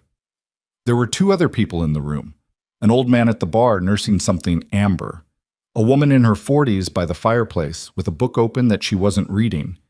They were not paying attention to the piano in the way that people who heard it regularly didn't pay attention to things that had become the background of their ordinary life. He opened his eyes when she was 6 steps from the piano. He looked at her the way he had looked at her on Pier 19, that first night, across 40 meters of blood-soaked dock, the look that cracked the surface of the control before the control reasserted itself. But this time it didn't reassert. This time he let whatever the look contained be what it was, and what it was not simple and not painless and not the clean completion of anything that could be called uncomplicated. He stopped playing. She pulled out the bench on the other end of the piano. It was a long bench, the kind built for 2, and sat down. He looked at the keys for a moment, then at her. "You drove 4 hours," he said. "It's a nice drive. On the Atlantic coast in October. I like the rain." She paused. "You're not dead." "I'm aware." The hospital record was clean. The hospital administrator owed me a significant favor. He looked at her directly. "I'm sorry, for the notice in the papers, for not—" He stopped. Started again. "You deserve to know directly, not from a newspaper." I did know directly. She met his eyes. The notice was too carefully flat, You don't write about a person who built a 12-year evidence case against a trafficking network and describe them as a criminal without someone making that decision deliberately. She paused. You wrote it yourself. Something moved through his face. Yes? You wanted it to read exactly the way it read. I needed the people Voss was connected to. The ones who weren't caught in the first wave of arrests, the ones who are going to take 18 months to bring in through proper legal channels, to believe the ledger's architect was gone. It closes a threat assessment. He held her gaze. It also... He stopped. It also what? He was quiet for a moment. Outside, she could hear the harbor. The particular sound of water against stone, a low, continuous sound that was older than anything else in the room. It also meant I was gone, he said finally. Not just the operation, not just the syndicate. Me. The version of me that existed in all of those files and all of those databases and all of those threat assessments. He looked down at the keys. That version is dead. I didn't think that was a small thing to make a decision about for someone else. She sat with that for a moment. With the honesty of it, the honesty that was not the same as absolution, that didn't make the 15 years of not knowing what had happened to him or to Mathieu or to any of it into something with a clean resolution. It was honest, and it was also insufficient, the way evidence was sometimes honest and insufficient at the same time. The two people from the warehouse, she said, the analyst and the associate. Both well. The analyst's shoulder required surgery. He's in recovery. He paused. He asked me to tell you, when I could, that the way you handled his exit from that dock was the most competent thing he'd witnessed under operational pressure. He said it more formally than that. He's welcome. She paused. Petra has been promoted, which she earned and which is also the most effective protection the department can offer her right now. She did good work. She did. Celine looked at the fireplace across the room. The old man at the bar had refilled his glass. The woman with the unread book had turned a page she probably hadn't read. Ordinary. Completely ordinary. Renard is cooperating with prosecutors. He's been providing names of the second-tier network in exchange for sentencing consideration. 3 of Voss's counsel were arrested last month in The Hague. I read about it. Voss's legal team has filed 7 motions to suppress the broadcast evidence. They've been denied 7 times. She paused. He's going to be in a room for the rest of his life. Yes. The word was quiet and unadorned. Not triumphant, just the word. She looked at him. He was looking at his keys again, both hands resting on them without playing, and she thought about 12 years of a life constructed entirely around a single purpose, and what a person was supposed to do with themselves when the purpose was completed, when the weight they'd been carrying had been set down, and the shape of the absence was something they hadn't had room to think about until the weight was gone. What do you do? She said. Here. What do you actually do? He looked up. I play piano. I make the coffee. A pause. I'm learning to fish, though I'm not good at it yet. How long have you been here? Since October. He looked around the room with the expression of someone still assessing whether a place was real or temporary. The owner knew my mother years ago. He's letting me... It's unofficial. What I can contribute, I contribute. He doesn't ask what comes before this. Does anyone ask? The old man at the bar asked once if I was running away from something or toward something. He held her gaze. I told him I was working on the difference. She looked at him for a long moment, at the lines in his face that were not just age but experience, the specific weight of experience rather than the simple accumulation of years, at the hands on the keys, at the cut above his cheekbone, fully healed now, leaving no mark she could detect from this distance. The night you left, she said. New Orleans. I want to tell you something about that. He went very still. I was angry for 10 years, she said. Not sad, not confused, angry, the way you're angry when someone takes something from you without asking. When I stopped being angry, I was empty for a while, and then the empty filled in with the work, which is what it does. She looked at the piano keys between them, the long row of them, black and white in the fireplace light. I'm telling you that so you understand that I'm not standing in front of you without a history. I know what it cost. I know what the years cost. She paused. I also know what you did with them. And I know why. And knowing why doesn't cancel the cost, but it... She stopped, found the right word carefully. It contextualizes it, in a way that changes what the cost was for. He was looking at her with an expression she had last seen on him in the corridor above the harbor, his hand over hers against his side, the city blazing below them, the expression of a man who had stopped performing any version of himself at all. I don't know who I am without it, he said. The mission. 12 years of... He exhaled slowly. I woke up 2 weeks ago at 3 a.m., and I didn't know what I was supposed to be doing, and I sat in that room for an hour trying to remember what the next step was. And there was no next step. He looked at his hands. There hasn't been no next step since I was 24 years old. I know, she said. You can't fix that. I know that too. She held his gaze. I'm not here to fix anything. I drove 4 hours on the Atlantic coast in October because you drew me a map, and because I have been sitting with a piece of paper in a drawer for 3 weeks, and because... She stopped. Let the silence be what it was. Because I wanted to see if you were learning to fish. Something moved through his face that was the closest thing to uncomplicated she had seen from him. Not quite a smile, not quite the laugh she remembered from a balcony above Bourbon Street, but something adjacent to both of them, something that lived in the same country. I'm terrible at it, he said. Good. She looked at the keys. Play something. He looked at her for a moment. Then he turned back to the piano and placed his hands on the keys and began to play. Not the piece from the vinyl record, not anything she recognized, something she had not heard before, something that felt like it was being made rather than remembered.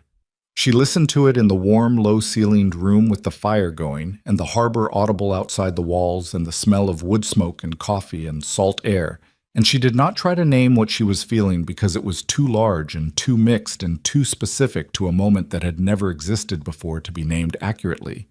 After a while, she placed her hands on the keys beside his. She didn't play. She didn't know how to play. But her hands were there beside his on the same instrument in the same room, and outside the Atlantic came in against the harbor wall in the rhythmic, patient way that water came in against stone, which was the oldest sound in the world and the most indifferent to the lives being lived beside it. And indifference was not what the sound meant tonight. The old man at the bar did not look up. The woman by the fireplace turned another page. The music continued. Celine did not think about what happened next. She thought about the way the firelight moved across the piano's surface, and the sound of her brother laughing at something outside the frame, and the 12 years that could not be given back. And the room she was in now, which was the room she was in now, and not any other room in any other version of what her life might have been. The harvest of everything they had both survived was not happiness, exactly. It was something more durable and less comfortable than happiness, the thing that remained when the things that could not last had fallen away.